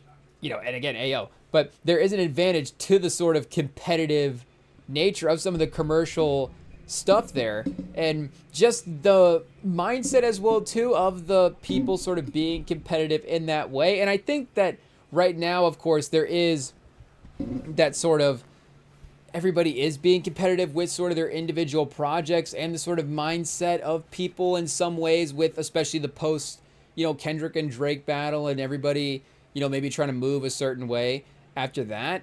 But, and then obviously you go back and, speak about like people genuinely beefing and stuff, and, obviously rest in peace Pac. Obviously the stuff got him in, a little bit more trouble than just some diss tracks. But the competitive nature that he was working with at the time, of course, again, we tread lightly as we say that, but, again, was something that also translated itself into the music as well too. And, worked in this case for All Eyez on Me, But the Fugees was a great album. Like, it didn't need necessarily this album to like have a big day. And I'm not even saying like going back, I don't even know if it was like a, like what the rollout was for this day. Was it going to be like a, was it like a all eyes on the score? Was that how were people like headlining? I don't know what the, the Barbenheimer version of the album is. I'm trying to think of it here. I guess I'm not necessarily quick with the puns like that. Food, it's like Fuji Pak. Like, hey, like, what are you going to do? Hey, yo, like, it's got to be like all, like we're saying, all the score on me. Like, it's not that, it is what it is. But regardless, hey, yo, a thin line between Love and Hate's soundtrack the week before. Oh, chat, what a run in the shops. Hey, yo. But again, I feel like right now there isn't necessarily maybe as much direct competitiveness. It's a little more like the vague. And obviously, again, we had the direct competitiveness with Drake and Kendrick. So I don't know, maybe just like maybe there's just the fun of that being in the game as well too. I don't know if we just sort of miss the conversation and the competitive, like, we're just whatever was happening with the sort of the community being. And, again, do you say united at that time? Because obviously the rhetoric with Drake and Kendrick was not necessarily like the cleanest by the end of it, but it was still, again, the community rallied around it in a way. And obviously, like, this year has been a great year for albums. Like, again, we're three weeks in a row, 3 out of 4 weeks or whatever, where it's like, starting off the year where you get ASAP and Don Toliver and J. Cole. I mean, Baby Keem's dropping an album next week. Shout out, it's going to be a great, hopefully, another album for the hip hop game. LMA's dropping albums as well too in R&B. So, again, I think that might be, and maybe not quite. That might have been one from a streaming standpoint. I guess, I don't want to look up numbers and start getting competitive. I don't know necessarily, what the expectation is there, but I feel like critically, that could be an interesting competition. The Fall Off versus LMA's newest album. But I feel like that kind of like that day where you get major albums. We did have, I guess last year we did have, and again, I don't know, are people going to talk about this day like as like a big hip hop day? But again, it is exciting, obviously, to have sort of the multiple decisions. Hey, yo, who's gonna get the first? And it is different now as well too, with the fact that it is all on streaming and it's not as competitive. It's not like, again, you're going to the store, maybe you can only get, do you have to choose between All Eyes on Me and the score? I don't know if that's everybody's, hey, yo, case back in the day. I'm just saying that, now you don't have to choose. You choose Spotify, and then at that point, again, you're choosing all the artists. Obviously you do choose to listen, and then choose, of course, what is going to stay in the rotation. I guess we did have DaBaby and Don Toliver dropping on the same day this year, so that kind of counts. We did say, DaBaby and The Future did drop together a couple years ago when they both dropped mixtape Pluto, and how is this a mixtape? Both dropped on the same day. Classic. We reviewed that. That's in the files for the REMINGTOM pod. And I was going to say, last year we had Jid and Gunna both drop really, really great albums on the same day as well too. Again, I don't know. That is now I'm getting in the hot take category. If I say that is on the level of Born Sinner and Yeezus and Watching Move with the Sounds Off, that day is clearly better. But for me personally, that's a close one.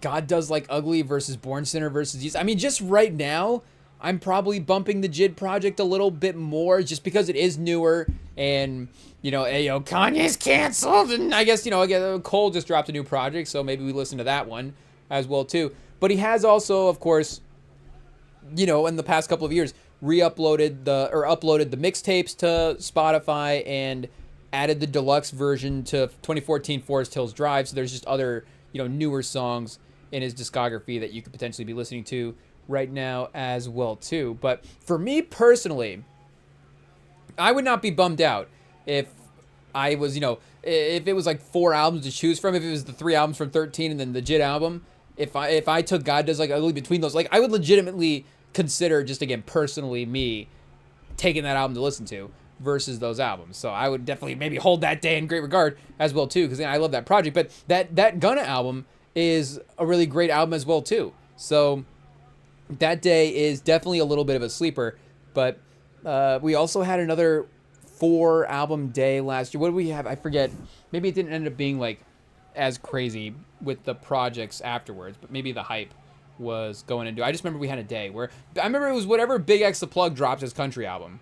There was like a bunch of album releases that we were reviewing on that day. But again, yo, obviously this is the apex mountain. Shout out the Rewatchables for album release days in this manner. I would have to, I guess, let me go back to 94 real quick. Is there a small chance that, I guess maybe not a small chance, but did it like Big and Outkast maybe drop on the same day? Because again, this year obviously was stacked. Okay, yeah, Nas on April 19th dropped his project. Warren G, June 7th. Warren G, and does Regulate G-Funk era in the best of Curtis Blow? Does that count? June 7th? I don't know. Bone Thugs and Harmony, Terminator X. I mean, we could probably find, great names all throughout. MC8 and Coolio? And July 19th. Hey, yo, Coolio, MC8, and Sir Mix-a-Lot. Chad, it was just better times back in the 90s for names. It is what it is. UGK in the Legion, August 30th. So we got, okay, Big and Big Daddy Kane did drop on the same day. Oh, okay. Hey, yo. And I don't know if we say this other group's name or if we say it, I guess we're just both sides. Just it is what Hey, yo, we got Banging on Wax 2. The saga continues. Hey, yo. But Freak Nasty as well, professionally known as Freak Nasty, American hip hop producer from New Orleans. Hey, yo, maybe we need to go through the Freak Nasty discography and see what's going on there. Rob Bass and DJ Easy Rock. So we got Rob Bass and DJ Easy Rock, Notorious, and then Big Daddy Kane, all dropping on September 13th. So that's pretty crazy. And then Concrete Roots, Dr. Dre, compilation album. I was going to say, where's this on Spotify? Compilation album released in 1994? There's got to be some sleepers on that, though. We might have to pull that one up on the YouTube. Thug Life Volume 1 dropped by itself on the 26th. So, again, obviously sleeper days all throughout that you can find. Method Man in here. Slick Rick and Redman. Slick Rick Behind Bars and Redman Dare is a Dark Side. So that's pretty stacked there. And then I guess some undated projects there as well. But yeah, I guess like I said, 2015 could be another year to check out also. But it's not going to matter. Again, nothing is going to basically... You get 2 top 20 albums of all time, 2 top 25. Again, I guess it probably depends on, maybe where you put the score. But I think it's definitely, again, in the mix there, especially considering the Lauryn Hill influence as well. But, hey, yo, obviously we did do the anniversary shout out to Me Against the World last year in the 30th anniversary of that project. And of course, Pac in the post-prison run as well too, if you can call, I guess this is what it is, as he is able to sort of level up the fame there as well too. And that project, of course, is, the 2-project run that he does have here, of course, is sort of the bulk of his legacy at some point. All Eyes on Me as well too is going to be a major part of that. But obviously, maybe not quite Tupacalypse, but Strictly and I guess I don't remember exactly the name of the project that he dropped. Right, the first. Don. Obviously 7 Day Theory as well too. But under the Tupac name, what's that next project that dropped after All Eyes on Me as well? I was gonna say Unsolved. No, that's the movie. Hey, portrayals in film. What do we got here? Filmography. Shout out as well too. I guess now we have to decide Poetic Justice or Love and Basketball for the Valentine's Day movie. It is what it is. Oh, Are You Still Down? Hey, yo, Chad, we should have got that. It is what it is. Until the End of Time, Better Days, Loads of the Game. Hey, yo, obviously the posthumous solo albums have some bangers on them as well, too. And like we said, Thug Life in 94 is, another classic project in there, though. I guess I don't know if the commercial instant like commercial success, first week number compared to Me Against the World, and then ultimately, All Eyes on Me as well too. Album by January 24th, it was at 500,000 copies. So, again, it was obviously a classic project from the time.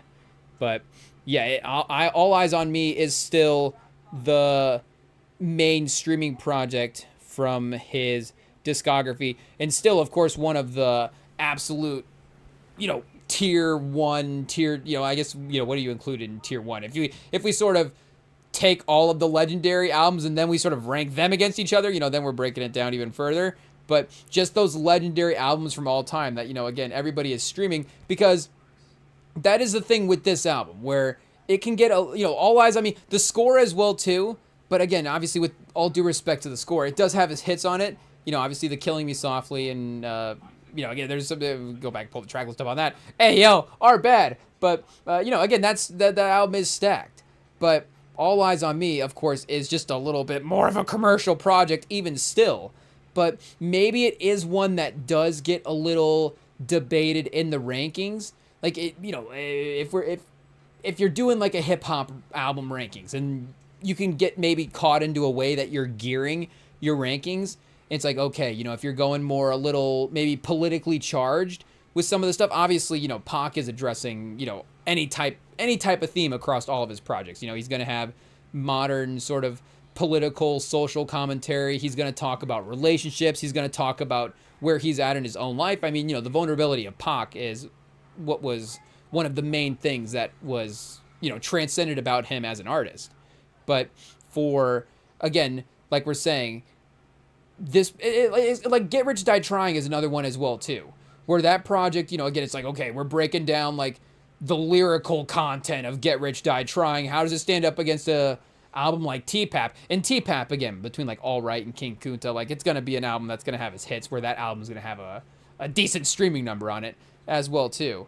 But that, an album like that, where it's like, this is just that album with a bunch of just awesome hits on the album, and somehow just imagines to stay like timeless sonically as well too throughout the course, and is, again, just always going to be from the 90s and from any era, an album that people are always going to be going back to and constantly listening to. 2001 by Dr. Dre is, again, another one where just people are always going to be listening to it. Is Straight Out of Compton, maybe if we're ranking hip hop projects, is there a world where you rank that one higher, of course, than 2001 by Dr. Dre, because of the initial impact of it, because it's the group, it's him and Cube and what that means for setting the stage for, of course, what hip hop becomes. And then again, speaking of like the political chargedness of an album, obviously Straight Out of Compton is a little bit more focused on some of that stuff versus 2001 maybe is, Dr. Dre, I guess Dr. Dre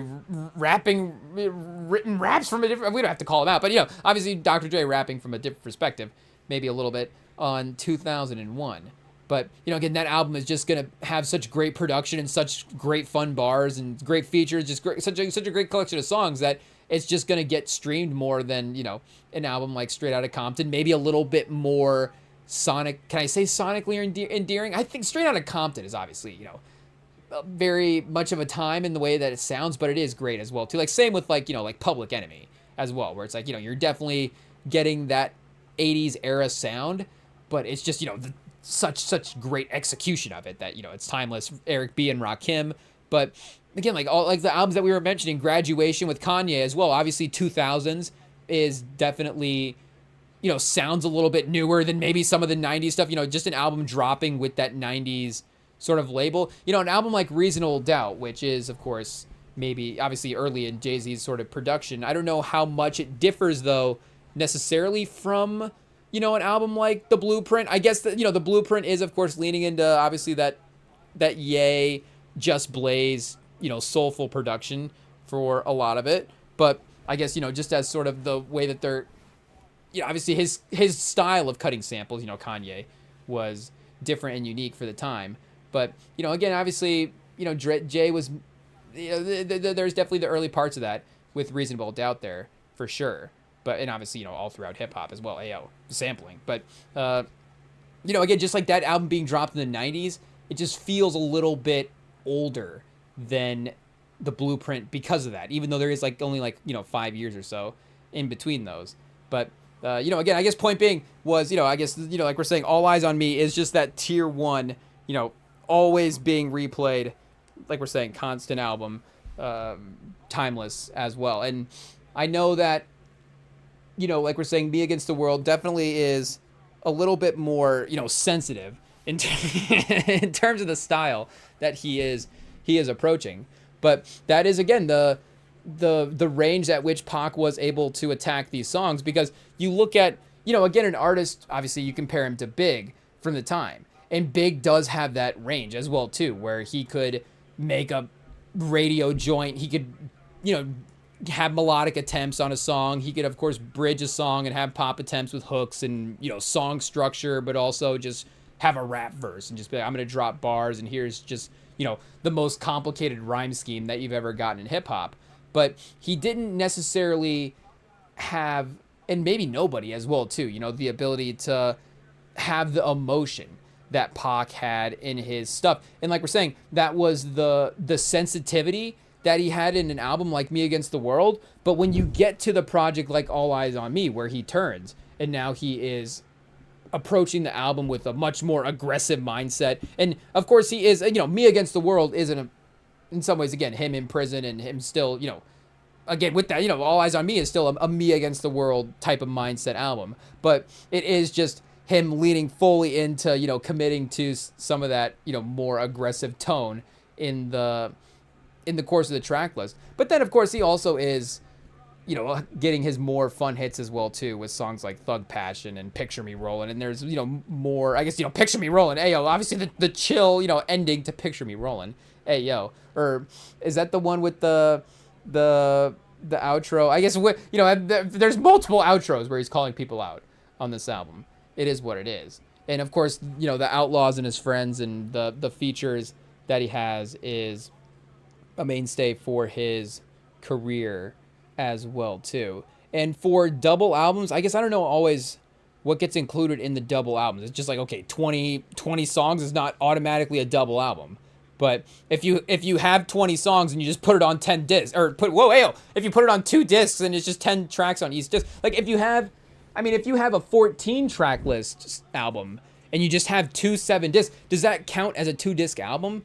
Or a double album per se? Like, I don't know technically, what the rules are all the time. An album like Speaker Box Love Below, it's like, okay, literally 2 albums that we're selling together as one.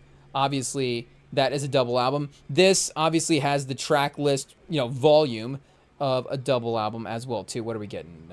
14, 13, 14. I guess the California Love bonus track here at the end. So, we got 27 tracks on the track here. So, again, this definitely qualifies. The Fall Off definitely qualifies as a double album. And I did shout out to our I say our guy, but we're big fans over here of the old Jaw Talks music page, so shout out.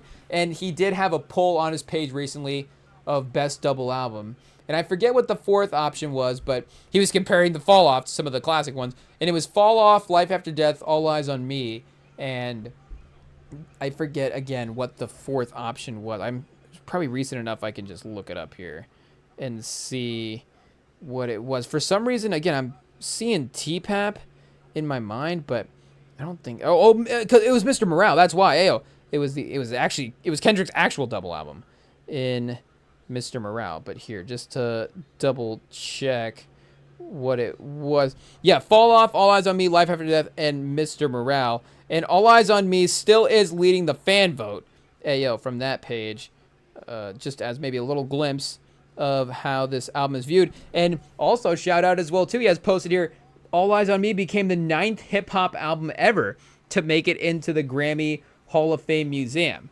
And that's where I think, and like I was saying, back to the rankings part of it, where I think sometimes we do overcomplicate sometimes some of the hip-hop rankings, where I'm never against, again, a version of the rankings where you're gonna have Supreme Clientele super high. Like, shout out, it's a great album. Like Wu-Tang Clan as well too has obviously had their commercial success over the course of their career. If you want to have Mad Villainy by MF Doom in your top 10. Obviously, again, these lists are all subjective to some degree. It makes total sense, and I can maybe see if you're constructing your list, in a certain type of maybe more experimental, groundbreaking, unique production type of, like speaking of Graduation, you could have those two albums on that type of list because again, they're very unique sort of, we're saying, that pushing the boundaries of what the production is in the genre. But if we're just like, okay, what are the albums, if we just like, let's keep it simple. Like, what are the albums that people are actually listening to at the end of the day, always on rotation? It's like, okay, like we're saying, it's All Eyes on Me. We're talking about Get Rich, Die Trying. We're talking about 2000. We're talking about the albums that we're actually playing here, time and time again. And Big's albums as well, too, are definitely in those as well. But I would say that between the two, All Eyes on Me is definitely, and I think maybe it probably, well, I guess I don't know. It's probably pretty close between him and Life After Death in terms of total units sold. And, it's really close as well, too, there. There's solo albums, Get Ready to Me Against the World, Die Trying. I don't know what we were going to say there, but, Me Against the World versus Ready to Die, or Life After Death versus All Eyes on Me. Like, you can make your case either way. I would say for me personally, I probably would give Big the advantage in the single album with, and I know All Eyes on, or Ready to Die is like almost a 20-track album as well too, but, I would say that one probably takes the edge over Me Against the World, but All Eyes on Me probably would take the advantage over Life After Death. And as excellent, like Big, of course, is great on Life After Death, make no mistake. But I do think, and I'm actually gonna have to go back and spin. I need an excuse to go back and spin that. But again, maybe, obviously, unfortunately for Big, that being tied to some certain production type stuff. Again, it is way, maybe you're not just locked in on like, do I want to go back to all the production discography? If I have to choose my Diddy albums to listen to, am I picking My Life by Mary J. Blige? Can I listen to My Life and Ready to Die and Life? Like, I have to listen to all the Bad Boy songs. It's like, oh, I don't know what I'm allowed to do in 2026. So I guess, just stick to My Life, and then I guess if it's an issue, I guess we'll just say it's Mary J. Blige, obviously. But, for Pac, I just think Pac outperforms Big on their double albums. It is what it is. And again, Big, I think the features that Big has, again, that Bad Boy group that he's working with, and obviously you're getting Jay and the group that he's, the collection of artists that he's working with on the various hooks throughout the songs as well too, is I'm sure, I remember the whole feature list for All Eyes on, or for Life After Death, but you're getting Mace in there as well too. And I do get some of the tracks between Life After Death and what's the actual Diddy album as well too. Hey yo, is it Come Home With Me? Oh man, is that actually the name of the album? But Life After Death, let me see, feature list. Oh, okay, first feature on Life After Death, R. Kelly. Hey yo, The Lox, Jay-Z, Angela Winbush, of course, on Love the Dough. What do we got? Yeah, Mason Diddy on More Money, More Problems. Oh, Lil Kim, of course, as well, on another. Diddy and Too Short on The World's Filled. Hey, yo. 112. DMC on My Downfall. So, again, I think that the features are probably a little bit more consistently outdo the features on All Eyes on Me. Hey, yo, I don't know. Do they do the national anthem at the end of the Rising Star Challenge? Or are we just replaying something here? Because, shout out, Chloe Bailey's just singing the national anthem. I'm just, hey, yo, we're nervous, chat. Hey, yo, I'm not going to lie. She's got us nervous. It is what it is. We got to collect ourselves. Shout out. So, we might have to go back to break and just, pretend. IT might have to edit out the part where we noticed. And just, okay, shout out, we're locked in. Chloe Bailey's doing a great job with the national anthem over there. It is what it is. I don't know. This is something else. I don't know what this is. Are we done with events for the night? Oh, it says on the table, HBCU Classic. Ooh, who's playing it? Who's playing in this? Hey, yo, we should know, chat. Oh, I guess of course the Peacock doesn't give us the teams on here. Let's see what we got. Oh, chat, how is this not just an event listed on the All-Star Weekend? I guess, HBCU, it's NCAA versus, oh, it's right there. Hey, we're just, cancel us now. It is what it is. Oh, chat, we're bad fans. We're going to have to cut this whole thing out. What do we got? Hampton versus North Carolina State. Shout out. So this should be fun with the Chloe Bailey national anthem. Chat, I think this is an event that we should just have every year. 5 years? Oh, chat. Hey yo. But we got it by year 5. We got it by year 5. You know, I don't know. Maybe we'll just make fun of the people that I guess figure it out in year 6 next year. Shout out. Tuskegee beats Morehouse in the 4th annual. Oh, chat. Tuskegee versus Morehouse. I mean, we could have been locked in. It is what it is. J.R. Smith on new series HBCU Risings. Is it J.R. Smith on? Oh, chat. Hey, yo. So much great stuff over here that we're missing out on. It is what it is. But I guess it's not, meaning that we'll catch up going forward. But I guess, All Eyes on Me. I guess once we stop listening to All Eyes on Me, then maybe. But, we can play it while we listen to we can listen to it while we watch, I guess, the HBCU Classic in the background. I guess they're introducing the starting lineups right now. So does this game, I guess it said there were 2 of the perimeter teams. Is there like a automatic qualifier for this game? Is it like the 2 1 seeds in whatever conferences or whatever are going to get the bid?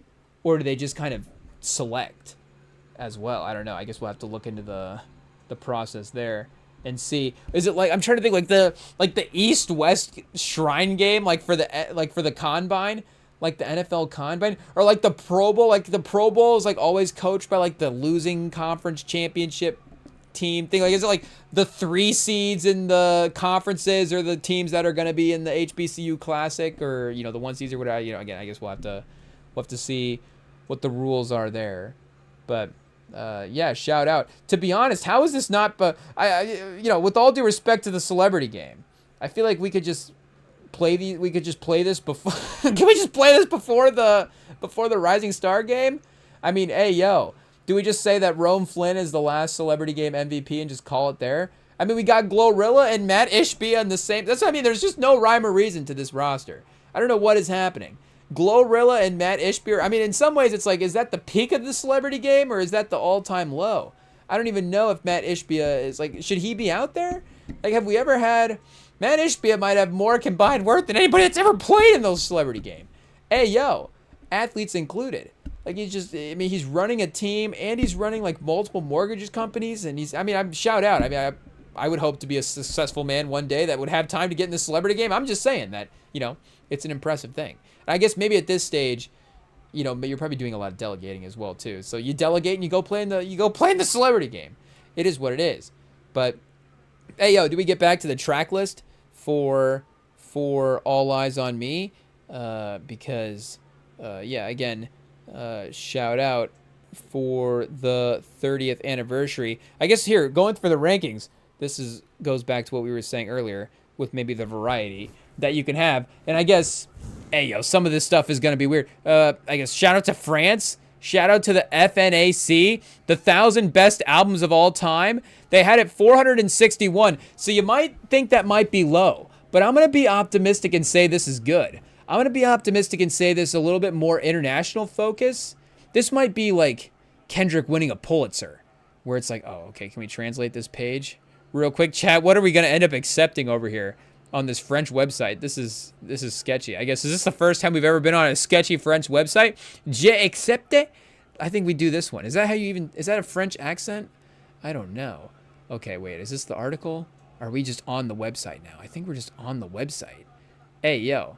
Okay, so I guess the article from back then doesn't exist. We might just have to exit this. But yeah, like I'm saying, I'm going to assume that, again, there's like a French, I was going to say maybe Italian. There might be like a bunch of Italian classical albums in front of this. So this could be like this, like the 4th highest hip hop ranked album. It could be, Lauryn Hill is ranked in the 200s, and then To Pimp a Butterfly is like 149. And then, 150 albums of French jazz in front of that. See, like this one, rock and folk, best albums from 63 to 99. I guess they didn't necessarily do a rankings here. Babylon by Greece, best 50 albums of the 1990s, and they had this at 48. So again, a Greece Greece publication, I guess we'll just give it the benefit of the doubt there and say that they're focused on, because I mean, obviously they're dropping great projects everywhere. So just because maybe we're not listening to, I mean, the Bad Bunny Super Bowl was obviously a great lesson in this. And what did Bad Bunny say before the Super Bowl? The only language you need to know for the Super Bowl is the language of dance. And you know what people talked about after the Super Bowl? The dancing. So it worked. But for us, if we were ranking the 100 greatest albums of all times, you know what I'm probably not including? British drill or British rap, because I just don't listen to it. So, obviously shout out, there's going to be, there's probably like Lithuanian drill that I'm not, Lithuanian hip hop that I'm not listening to that could get into the rankings. But I'm going to assume that, again, All Eyez on Me is so transcendent that some of these other publications are giving it its fair due. Now, the UK is a different story. The UK is just, straight up sketchy and just probably straight up not ranking it correctly. It is what it is. The Hip Hop Connection, 1995 to 2005, they have it ranked 35th. Oh, man. And that's even like an extra specific time as well, too. I mean, this could be maybe the best 10-year run in hip-hop history. I guess you're just cutting out 1994. If you actually just moved it 1 year and went 94 to 2004, that might be your best. I guess, any to include 94. So maybe, like 93 to, 03, 92. Again, 94 is in those years. So that would include that. I'm trying to remember. I guess 03 does get you Get Rich, Die Trying. So maybe it would be, do you get the Dropout in, that might be 04. So that would be, or is that 2000? We never remember the year that dropped. But so maybe you cut out that Ayo. It is, but you would get, of course, the Blueprint in 01. You would get some of those J's albums, and you would get the Black album in 03. So yeah, again, it's either 93 to 03 or 94 to 2004 is arguably the best 10-year run in hip hop history. But there's not 34 albums that dropped in that time span that are better than All Eyez on Me. It is what it is. And the new nation in the United Kingdom in 2005 dropped a list, the top 100 albums by black artists, and they had All Eyez on Me 64. So again, that is gonna, probably, this is like, where's Marvin Gaye, where's Stevie Wonder, where's Roberta Flack on this list? Like, again, obviously different, spans more than just rap. I don't know what the UK's, shout out, I guess, probably, there's probably a good reason for them dropping the artist, for them dropping the list. Shout out. I'm sure it's a list. It's obviously a list of great albums. The Ultimate Music Collection also dropped in 2005, and I guess they didn't have a ranking there. And the 90 albums of the 90s. Oh, so that's like the early version of the pod. Hey, yo, is the Ringer pod out here ripping off old UK magazines? The Q, popular British magazine, 90 albums of the 90s, 60 songs that explain the 90s. Okay, it might be different enough. Who knows? Oh, that's right. Apple Music had that 100 best albums list a couple years ago. All Eyez on Me, 62. Again, that is a more inclusive list. So we could go back and see where it was on some of those other ones from those, more inclusive rankings. But just to get a reminder of some of the ones that dropped in front of it. Ayo, Voodoo at 57. So, I mean, again, it's not perfect. It's not perfect. Guns N' Roses at 52. Rest in peace, D'Angelo. Obviously, I guess for Voodoo, not for Appetite for Destruction. But Stevie Wonder, album number 1, or this could have been album number 2 at this point. Does Stevie Wonder have 3 albums on this list? Ayo, Janet Jackson, Control at 42. Aquemini at 40. Ayo, we're just gonna get upset about this list all over again. Ready to Die was at 32. So wait, where was All Eyez on Me at? Do we scroll past it? 34. Hey, yo, The Chronic, 19. Taylor Swift, Marvin Gaye, Joni Mitchell, Adele, Bob Dylan, The Blueprint. Ooh, Lemonade, Nirvana, Amy Winehouse, Good Kid, Stevie Wonder, Frank Ocean, Prince, The Beatles, Thriller, Lauryn Hill, shout out. Pretty solid picks, obviously, all the way around there. So wait, where did All Eyez on Me end up on this list? We missed it. It was below Take Care. Wait, was it? It was in the 60s. 62. Okay. So it was maybe a little bit off, but again, if Take Care is the one hip hop album, I know we could argue the other albums. AM by the Arctic Monkeys. You know, I'm probably not going back to that one as much, though. Who knows? Maybe, you know, obviously, you know, this time of year, you never know. But U2, again, it just becomes. So we had the Beastie Boys, Drake, Aquemini by Outkast, Nas, Wu-Tang. They had Wu-Tang over Nas. They had Public Enemy at 34, then Biggie at 32, Low End Theory. So they had it outside the top 10 almost. Kanye at 28 with Fantasy, then Dre, and then yeah, Jay and Kendrick were 1 and 2, and then I guess Frank Ocean R&B there. I guess Lauryn Hill actually number 1. So maybe like the 15th, I don't know, 12th best hip hop album of all time. I guess we could just do the reverse count here. Pause and see what we've got. So 1, 2. Our count's already going to be weird. Frank Ocean. I guess we're saying Frank Ocean's obviously R&B, but 1 for Lauryn Hill, 2 Kendrick, 3 for Jay-Z, 4 for Dr. Dre, 5 for Kanye, 6 for Tribe, 7 for Big, 8 for Public Enemy, 9 for Wu-Tang Clan, 10 for Nas, 11 for Outkast, 12 for Drake, 13 for the Beastie Boys, and then that's Tupac. So Tupac is the 14th best hip-hop album of all time. See what I mean? It is just probably, and I get the Beastie Boys is, you know, I transcend it in some ways. You know, this Drake album, obviously a great Drake album. I guess Drake is, you know, obviously streaming maybe a little bit better than Tupac these days. But, you know, like this Tupac album is just a, shout out to Paul's Boutique. I'm sure there's a lot of people out there that are like, yeah, that's my album that I love. It's just not a better album than All Eyez on Me. People, it's not a more important album. It's not an album that people are going back to more now. It's not an album that is influencing. I guess it's an album that does all those things. It's just not doing them to the level of All Eyez on Me. So shout out. I'm not saying that it's not. I guess maybe I wouldn't have it in my top 20, but it's just like, you know, it just depends on what you're listening to as well too. I don't really listen to the Beastie Boys that much. It is what it is. You know, Aquemini of course is tough because you do have like Rosa Parks on there, so you do have like your, you know, your hits. It's right up there with Outkast. I mean, is Rosa Parks their biggest actual hit together? Because, you know, Hey Oz, like that Andre 3K song, and then Way You Move, is Andre on that one? I guess I double check, but that's on Speakerbox side of that album as well too. And I think Rosa Parks is a bigger track than Way You Move on streaming.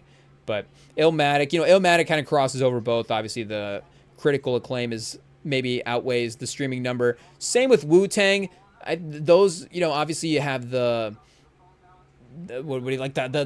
hard copy sales as well too.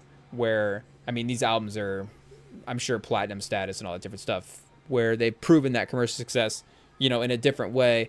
Public Enemy as well too. Tribe. See, like, I would say, for me personally, I would say that it's an easy, you know, again, I'm sure there's segments of the hip hop community that's like the jazzy influence of Tribe Called Quest and all that. I get it. I'm not sitting here saying that I'm bumping it way down the list. I'm just saying if I have to choose between the two, like the Tupac album to me is just a more transcendent album than the Low End Theory. Again, if you want to say that, you know, I guess is because of the double album, is there a couple of spots at times where it's like, you know, is there a little bloat on that one? But there really isn't. There really isn't. I get really locked into the tracks that you go back to as well. So I guess we go back to the track list, and we can be honest about the ones that we don't always revisit. But, you know, again, it's just going to be, you know, that's not always a indication of skips as well too. The Chronic, you know, I'm not going to argue the Chronic over All Eyez on Me. That's a matter of opinion at that point. Same with the Blueprint. You know, Good Kid, Mad City. To me, that actually is not an argument at that point. It is what it is. That is a little bit of the different tier there. But I would say even almost all, I would, you know, All Eyez on Me and Take Care is, you know, I would say a tough one just in terms of maybe breaking down the cultural impact, because you do have to, you know, Take Care its credit. But All Eyez on Me has the time spent as well too at this point, so I don't know if it's really an argument as well there. But yeah, of course, that was just the Apple ranking that we were going through, but I guess a good chance to see some of the other ones there. About rap.com, 100 greatest hip hop albums of all time. 80 best of 96, number 1. 1,000 records you hear before you die in 2008. It made that list. Then 100 best albums from 83 to 2008, 87. And then 1450, 436, and 10. I guess I was wrong. I would say the community is not divided. This album's like consistently in the 30s. I guess it's just the wrong selection of lists. Do we need to go to like ranker.com and see where they have All Eyez on Me? Is this a movie soundtrack? What are we looking at here? Hey, yo, this is too low. Complex, 90 best rap albums of the 90s, 2014. It got 10th. So, there's going to be a couple lyrical cuts on there as well, too. Was Doggy Style's 89, right? So, Dr. Dre, I guess, do you get 2 Dr. Dre albums before you get Pac potentially on this? 89, BG, Chopper City in the Ghetto.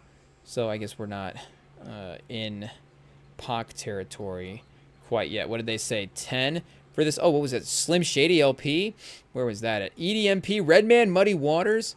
Okay, we're at 7. Goody Mob, Soul Food, Me Against the World. Oh, at 23. Shout out. So Tupac's Aquemini at 22. Whoa. They got that one a little low, but I guess The Diary is next. So it's just going to be a stacked list at this point. 20, I guess, again, just a matter of opinion. Lauryn Hill at 20 just would seem too low to me.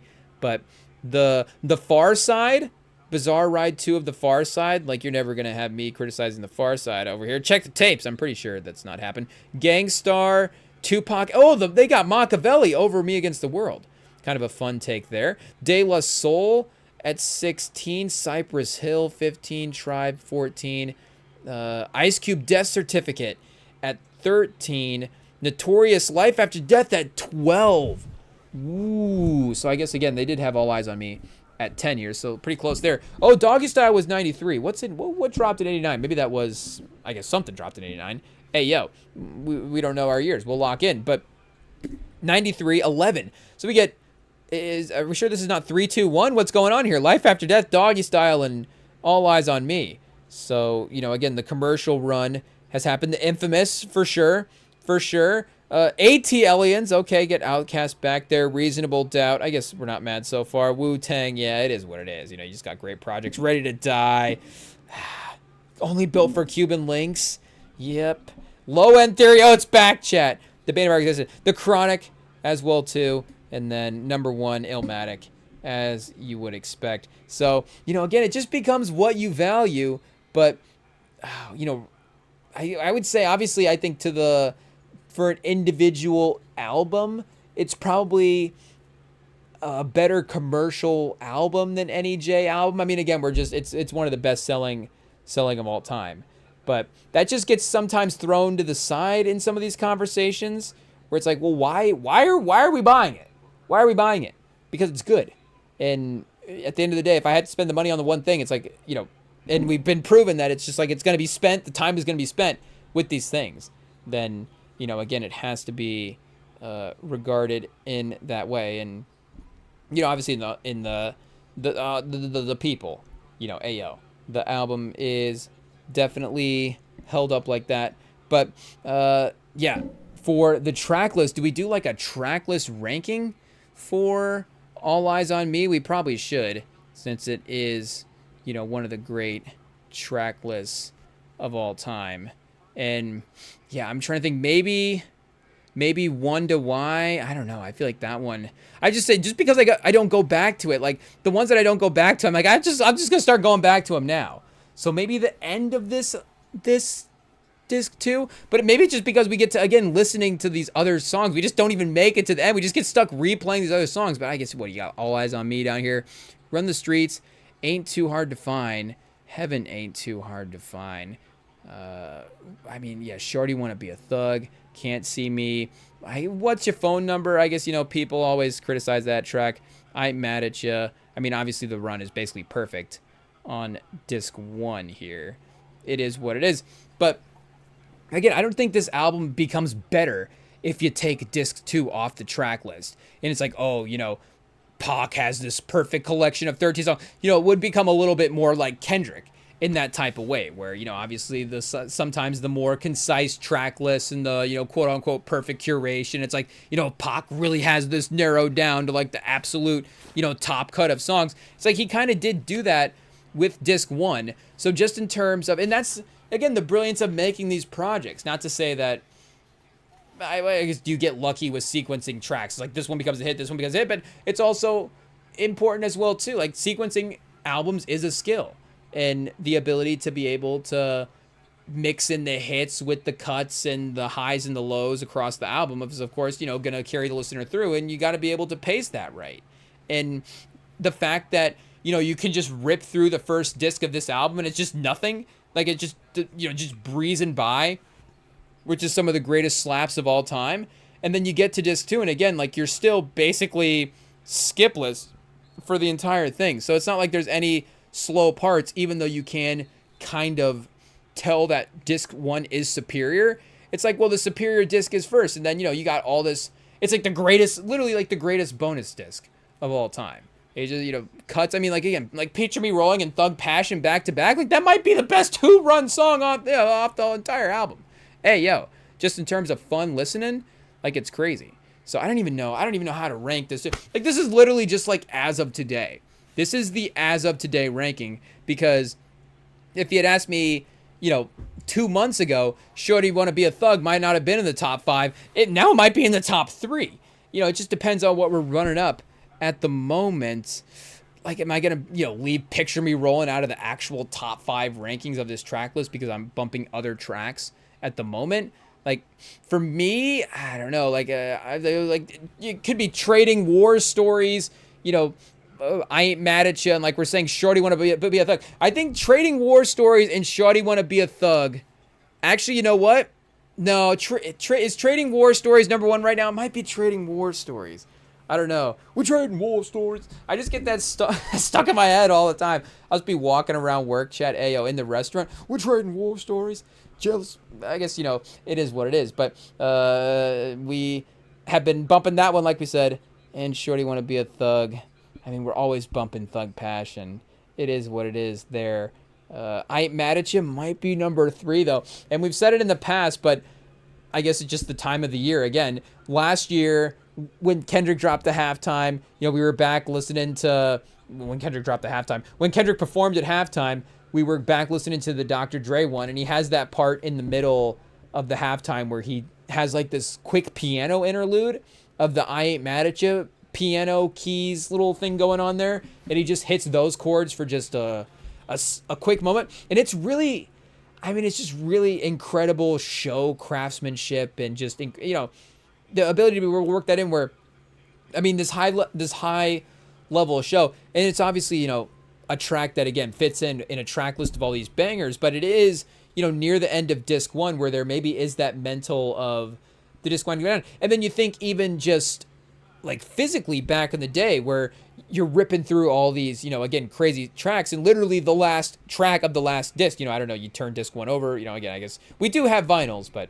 I guess I can't necessarily, we don't have the All Eyes on Me one, so I can't picture that, though I bet it is at the vinyl store, so I will definitely just go take the vinyl, I'll just take the thing out, not to take it, but just to look at it, and I guess see what the track list distribution is there. But again, it is literally like the last one that you would second to last one that you would hear, and then you are gonna like literally get the silence of the end of the track list after that before you switch it over. So that sort of actual, that bring down is actually good, where again, if an album ends now on Spotify, like it doesn't just end, like you immediately go back into track 1. So not to say that you understand, like here's the emotional arc of an album potentially, like if you have that sort of maybe drop at the end in emotion or something like that, like I think that could still be understood, and then all of a sudden, like here comes back the energy of track 1, it's on loop or something, like again, I think we can understand that break as a fan in 2025 or 2026, but regardless, we should get it by this February 13th. 2026, it is what it is. But is 2025 just like the last year for some reason? It's just be stuck in our mind. I don't know. That's like a trope, like TV shows and stuff is like, what's that last birthday that you get, you claim or whatever. Like, oh, I've just been 28 for the last 13 years. Like, is it going to be 2025 for us for now? Like, when we get dementia when we're older, is that going to be the year that is going to be it, chat? That's going to be the year. I mean, you can check the tapes. We've been slipping up all year saying it's 2025. It's 2026. And it's too late in the year. It's February. We're going to be 2 months in the year. We're going to be 1/6 of the year done in a couple of weeks. So, we should have had that nailed down.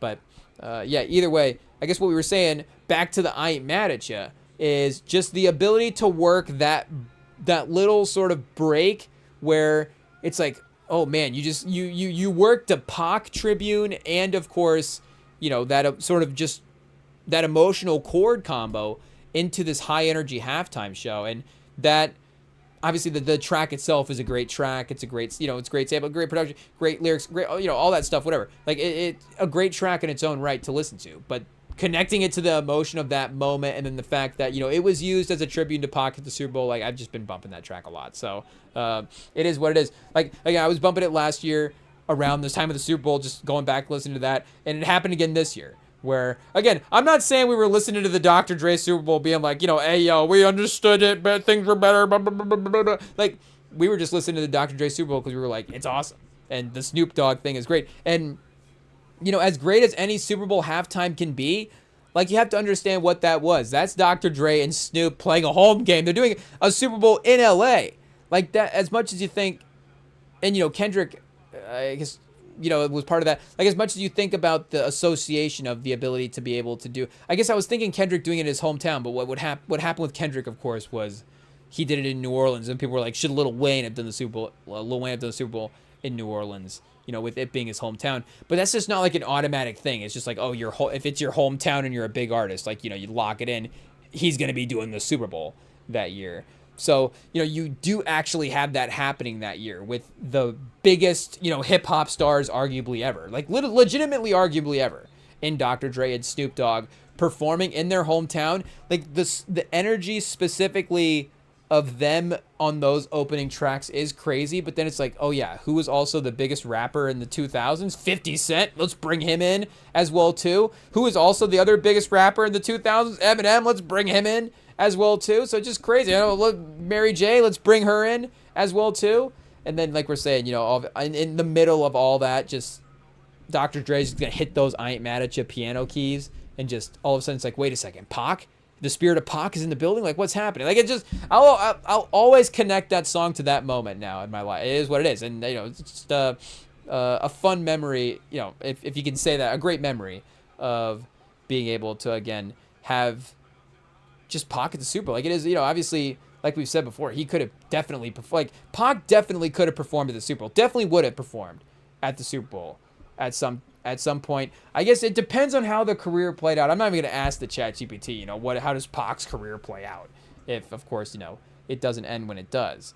But I would assume he would get it before Kendrick. The beef was definitely giving him waves the same way that, again, Kendrick was making waves back then. I guess, obviously commercial waves more so than actual waves. Pac, one of the great bald men of the 90s. It is what it is. But for what do we say? Because I guess Pac had hair and juice and stuff. So, like, obviously Pac's just a good looking guy the entire time. But, again, one of the great bald guys to ever, be a bald guy. Shout out. But for the Super Bowl, ayo, would he have been bald at the Super Bowl? Pause. But, would he have gotten the Super Bowl in like 97? That might have been crazy. And I know we've looked up the Super Bowl halftime a bunch, but they weren't necessarily doing like artists all the time. They had like some bands and stuff, and like the marching band of this is going to be the Super Bowl halftime. I mean, that goes way back. But even in the 90s, it felt like they were getting a little experimental sometimes. Oh yeah, here we go. 1990, right here. The Nicholas State University Marching Band, Southern University Marching Band, and USL Marching Band. So nothing against them. I'm just saying, it's if you're picking marching bands, I don't know if it's like, okay, are we choosing the USL marching band or Pac? Maybe they were just like, okay, it's just going to be a marching band. I guess The theme was 40th years salute to peanuts. So yeah, I mean, maybe not in that one. But again, that's 1990. Small World Tribute. So they're not even, Winter Magic Tribute. They're not even doing halftime shows at this point. This is, this is garbage, to be honest. And then 93, they get Michael Jackson, an unprecedented Super Bowl spectacular starring Michael Jackson. No wonder it was the most viewed halftime of all time, chat. Hey, yo.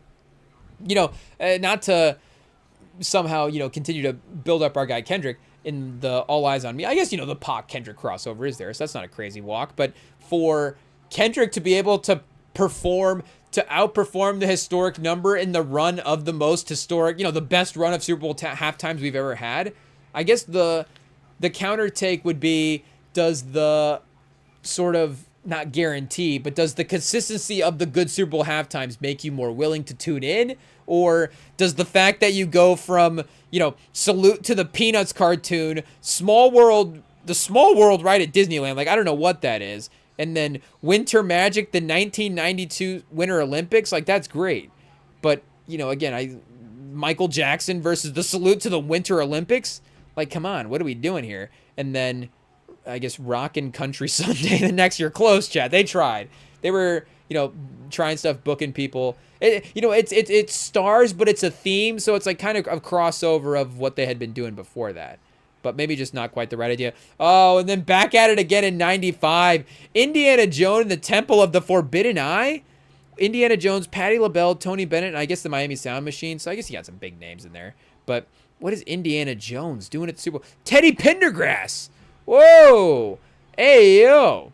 Okay, this might have had some... I guess, what do we have on here?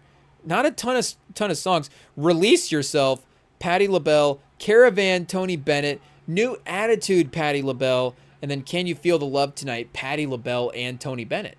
So 95, not a bad track list there. Diana Ross in 96.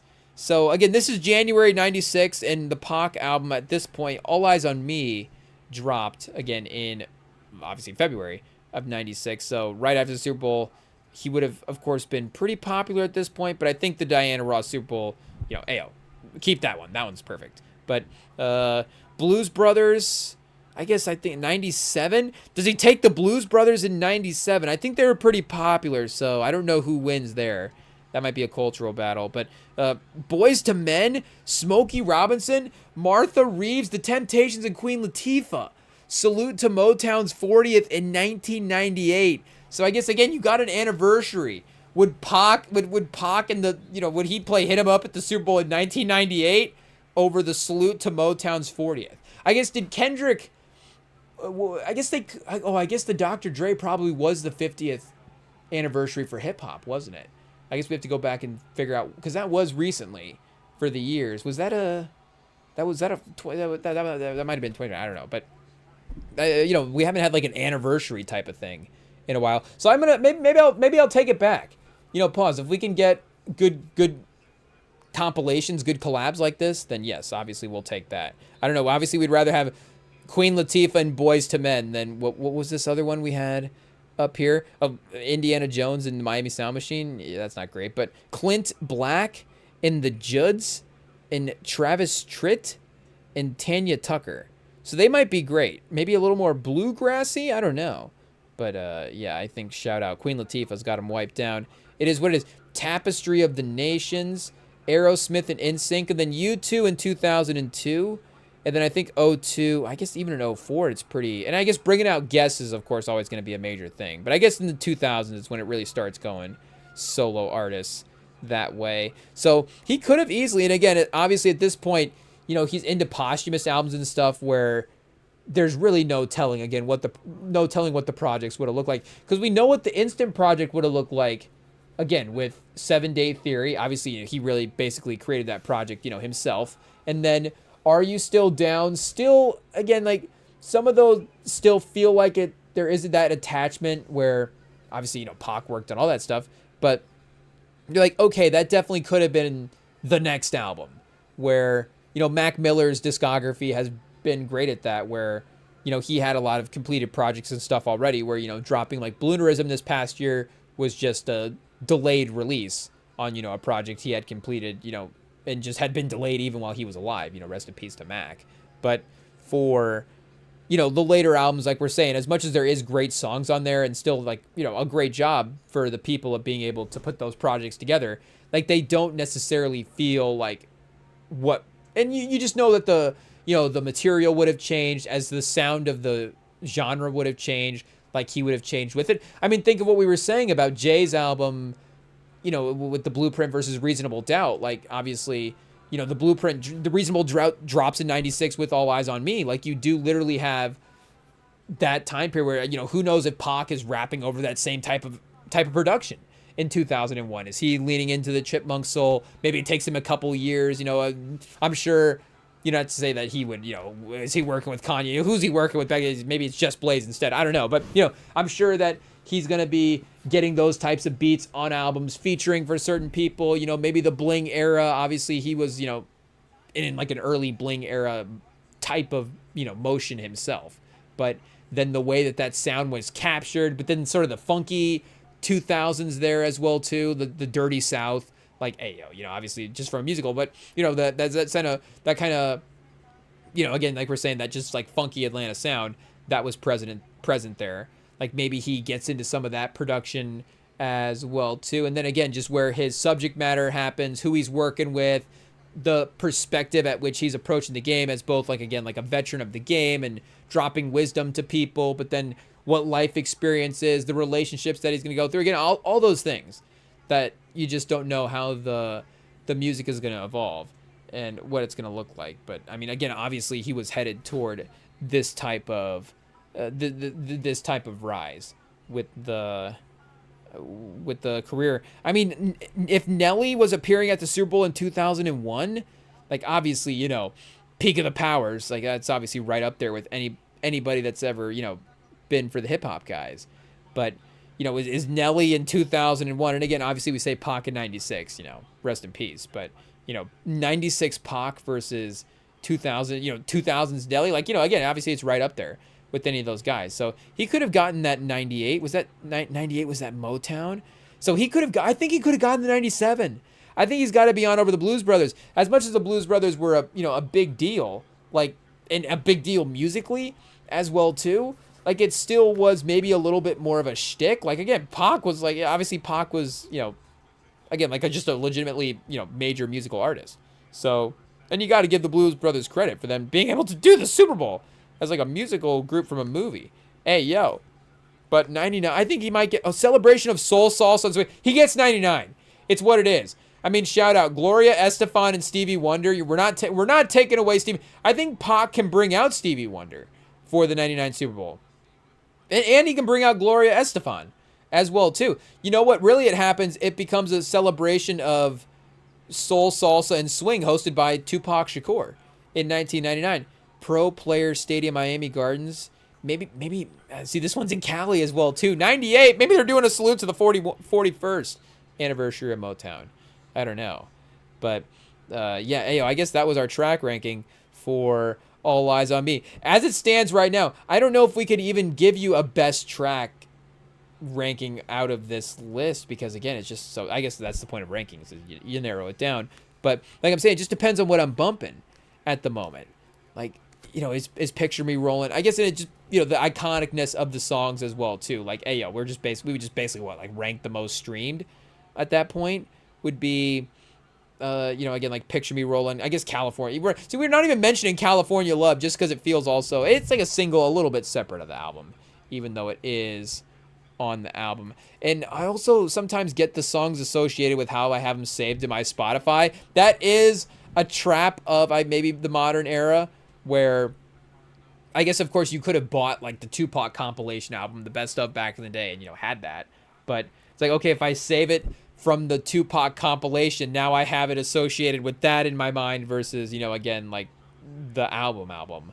But regardless, it still feels like that single is a little bit separate from the project. But Ambitions as a Writer, I think, is the most streamed, is at 900 mil. So that might be his most streamed just in, I guess California Love is got to be his most streamed. That's what got 1 billion at this point. There's no way it doesn't. Yeah, 1 bill. Exactly. So hit him up at 900 mil and Ambitions as a Writer hit him up at 955. and Ambitions as a Rider at 929. So I think we can get both of those to a bill by the end of the year. Can we put 100,000 streams on those songs this year? I think we absolutely can. And then All Eyes on Me is at 825. So that one might get up to the high nines this year. Maybe 2027 that one can get to the bill.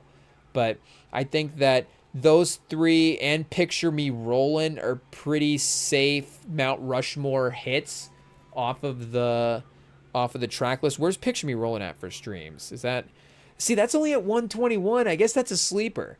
But I think that's like the number one sleeper off of this album. Thug Passion at 36 mil. Run that one up.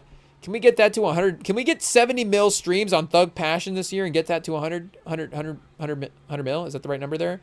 We've got, All Eyes on Me at 825. Like I said, Can't See Me at 223. And then, like, I Ain't Mad at You at 134. So, wait, Picture Me Rolling at 121. I guess maybe I Ain't Mad at You is a little more popular than like we said, the other one. I'm forgetting all the names now at this point. It is what it is. Only God Can Judge Me at 242. Ooh, chat, that might be our... Did we give you a Mount Rushmore? So what did we say? Only God Can Judge Me, Trading War Stories, Shorty Wanna Be a Thug, and then Thug Passion? I think that might be a legitimate top four in general. As much as I do love Picture Me Rollin'. It's a great song. It's such a great song. But Shorty Wanna Be a Thug. I guess the thing is, you do, of course, have the use of that beat throughout hip-hop, where Picture Me Rollin' is, more iconic to that song, that beat. But Ambitions as a Rider, like, if you're, playing that in the car with friends, like, I mean, that's just about as great of an energy as you can get from any song. That song is so much fun. So I'm not saying that is not in contention as well too. I mean, hey, yo, two of America's Most Wanted, him and Snoop Doggy Dogg, both on this track, just having fun rapping back and forth is great. And I do feel like, you do have Only God Can Judge Me and Trading War Stories back to back on the track list here. So I do think that there is a little bit of similarity between these tracks.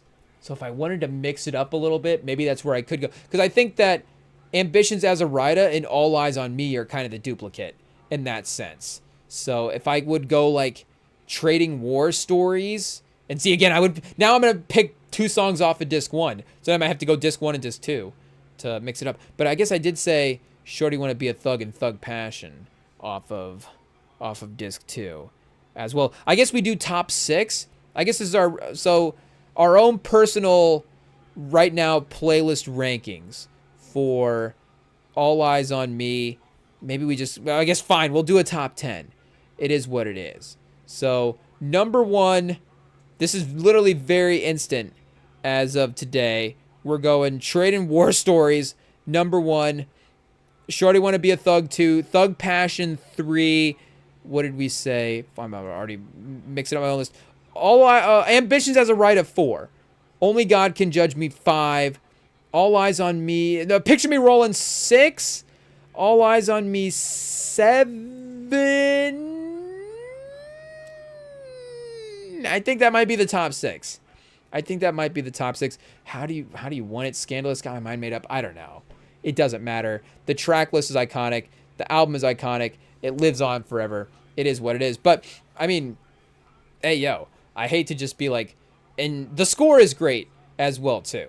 But I think that for Lauryn Hill's career, this, of course, does get underrated when we talk about her as that rapper because, the Miseducation, of course, being that, one main project from her solo discography is such a great project at spanning, multiple genres and just being a, genre-bending project and impactful in that way.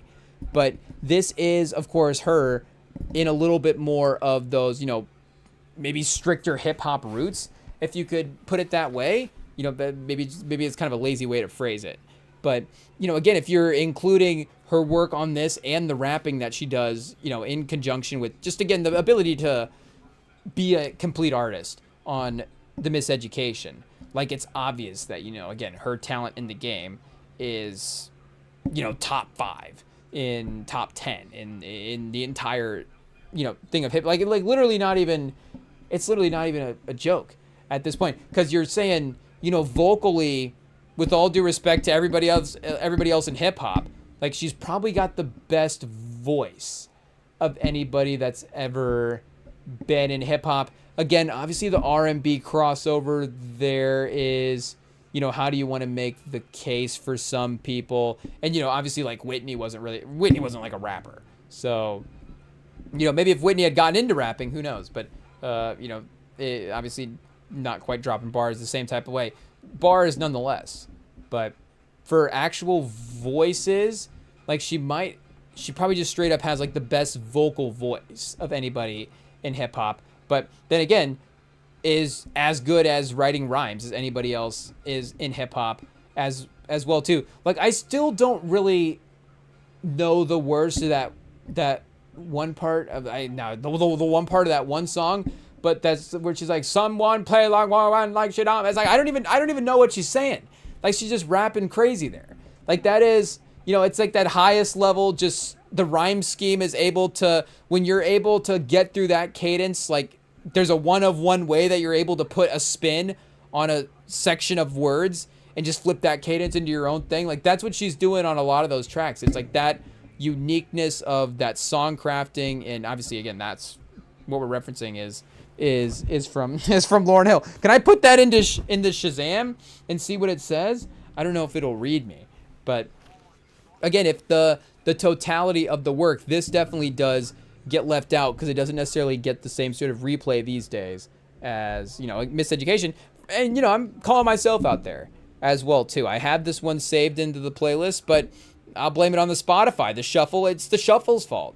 The shuffle just doesn't play this album enough for me. It is what it is. Again, I'm forgetting the track list earlier, but How Many Mics and Ready or Not, I mean, Killing Me Softly, like you're going to get a ton of hits on this album as well, too. So, I mean, Zealots, great song. Fuji La is iconic. I mean, is Ready or Not? I mean, I think these are the two biggest hits of her career, right? Am I crazy? Obviously, you got a little bit of a cover with Killing Me Softly. Where does Ready or Not fall into that? Okay, yeah, that's a sample, not a cover. Do we have like commercial numbers for this? The video's production reported to have cost approximately $1.3 million, making it one of the most expensive music videos at the time. C-Chat, yo. I just missed the music video hype generation. It was there. It was definitely the tail end of like the Vivo run when I was a kid, but for like MTV and stuff, I don't know. It just unfortunately, we didn't have access to it. It is what it is. But for most expensive music videos, Scream, Michael and Janet, adjusted for $14 million. Is that expensive because they had to pay Michael and Janet to be in the music video, or because it was a crazy music video? See, we'll have to go. I should know. It should be like the most iconic music video of all time. It's like, I've never seen this. It is what it is. How many of these music videos on this list have I seen? I guess a lot of Michael Jackson ones on here, so that makes sense. The production value is going to be there. Victory. They spent $2.7 million on the Victory music video. Hey, yo. Imagine, chat. Imagine just cutting the check for one of these music videos and just be like, yep, that's right. We spent $2 million on that. We got that budget there. John Singleton, remember the time? $2 million? $2 million one spent. Speaking of MJ, so like if we want to do like an in the moment biased rankings, speaking of biased songs, chat. Hey, yo. This is, I would say this might be, at this point, again, we're ranking Cuts as the number one songs off of All Eyes on Me. At this point, I don't care. Screw the world. It's me against the world ranking songs at this point. Remember the Time? Best MJ song. Actually, that's not true, but it's the one we're listening to the most right now. So as of this moment right now, Remember the Time? Best MJ song. And I guess one of the most expensive music videos of all time as well, too. TLC? Unpretty? Oh, chat. This is a deep dive right here. It's a playlist. Oh, man. Most expensive all time at the time of production. Oh, like they had the record. in the moment. See, that's fun. So see, there you go. Like Scream has had the record since 1995. Like, see, that's actually almost as impressive as it, again, being the most expensive. I guess that just shows you, again, where maybe music videos headed after that. Nobody is probably going to spend, an adjusted $15 million on a music video. Somebody should, though. I guess maybe, in this economy, maybe we should be smart. I'm not saying that maybe we should, but if we can get to a place where we can spend 15 mil on a music video, let's do it. Hey, yo. So, and hey, Scorsese and Fincher directing music videos for our guy Jack. Scorsese for Bad and Fincher for Express Yourself. And then I guess Madonna dropping $22 million on Express Yourself and Bedtime Story combined. Hey, yo. Just, I guess, that's adjusted. So what, $5 million for both of those, $10 million. So it's a bargain. It's a bargain is what it is. But you get a big director like Scorsese or Fincher, and then obviously have the biggest, pop star in the world. So it would be like a weekend song, or like a Taylor Swift song or something. But like a weekend song. Bruno Mars, like this next Bruno Mars album, like he needs to drop a $15 million music video. I guess again it's adjusted. So if he does spend $8 million on a music video, technically that is the most, because again MJ, the most he ever actually physically cut for was $7 million for a music video. So on the check, the money would be more. The adjusted amount, of course, again, would not be as much. You would have MJ, Madonna, Guns N' Roses.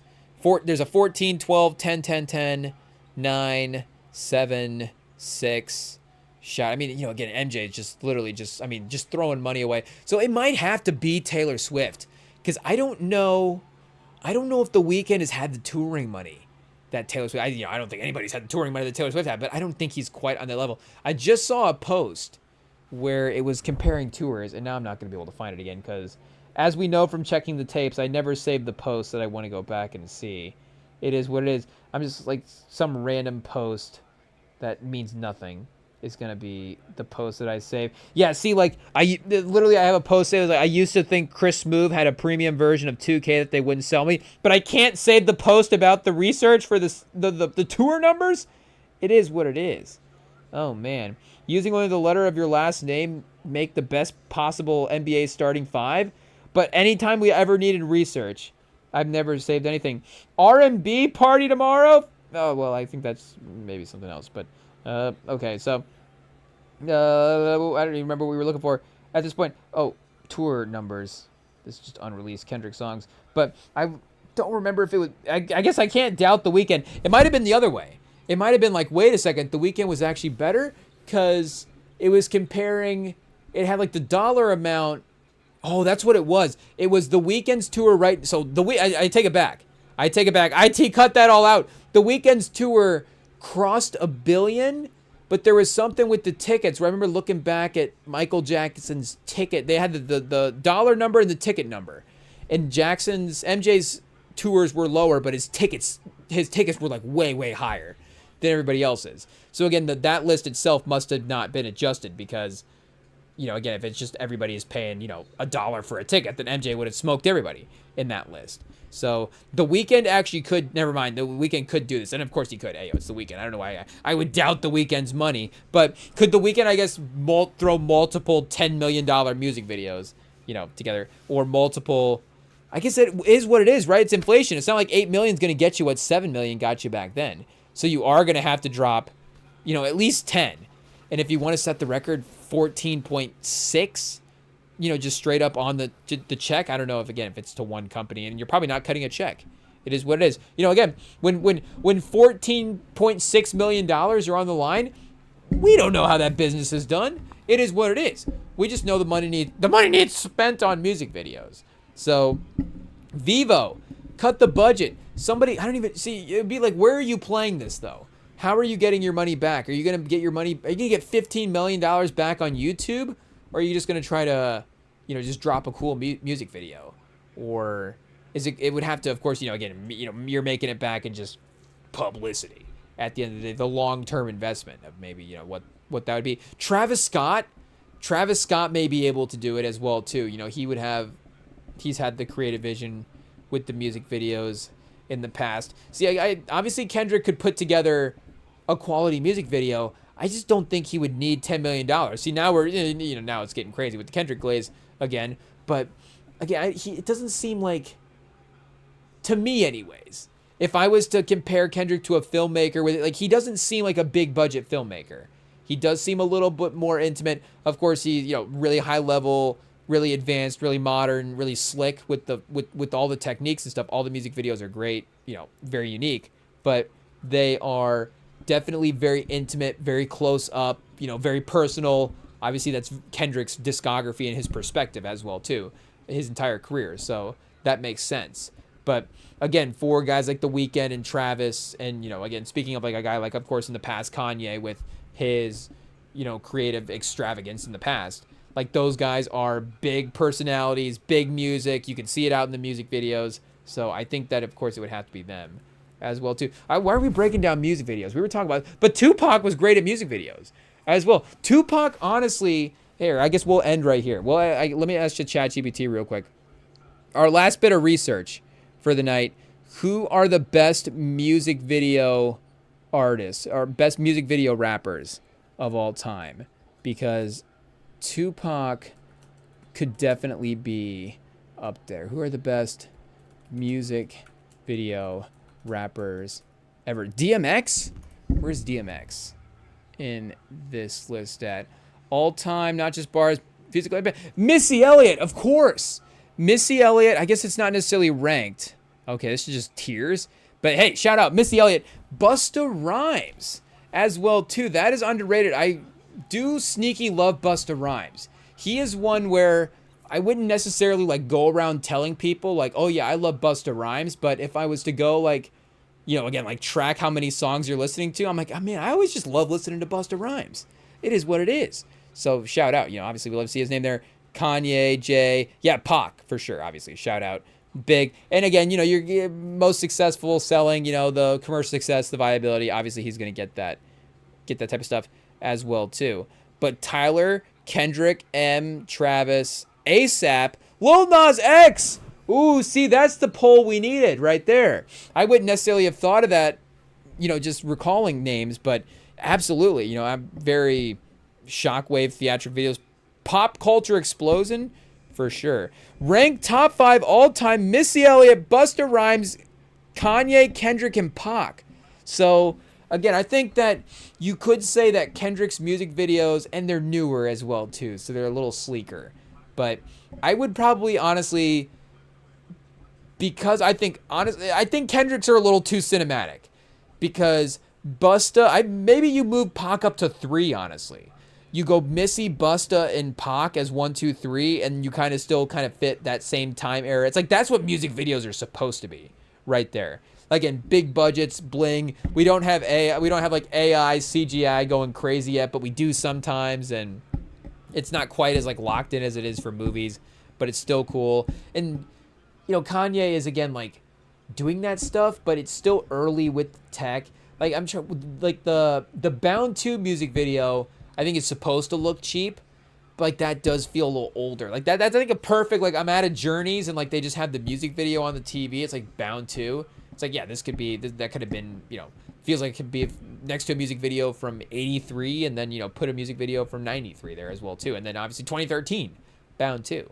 But yeah, shout out to our guy Pac. Shout out to All Eyes on Me, one of the legendary projects of all time. Shout out to The Score, Lauryn Hill, the Fugees as well too. So hey, yo chat, we're still gonna be here Sunday, even though there is no NFL anymore. That's it. The NFL is done until next year. Oh, we gotcha. Hopefully you weren't too nervous there when we said it was over. But yeah, we'll still be here Sunday hanging out, maybe talking football, probably talking some hoops, maybe something else as well too. I'm sure IT will cook up a good schedule for us for that Sunday show. So hey yo, the ESPN just leaving us hanging here. The HBCU Classic going into halftime in the background. Shout out. Obviously we were paying attention and we know who is winning, so we will keep paying attention for the second half. But yeah, be back Sunday, and we can't wait to see you then. Of course, we were here Tuesday night as well. So Sunday, Tuesday, Friday is the schedule. If you want to follow us along on the YouTube, you can follow us on the podcast platforms. You can send us a message on Instagram at the Remin Sam Pod. And actually, we're going to be doing a surprise Valentine's episode with Sam tomorrow. He's going to be giving us his Valentine's Day, and we're going to be on the Zoom hanging out. So it'll be great. No. Like I said, we will be back Sunday.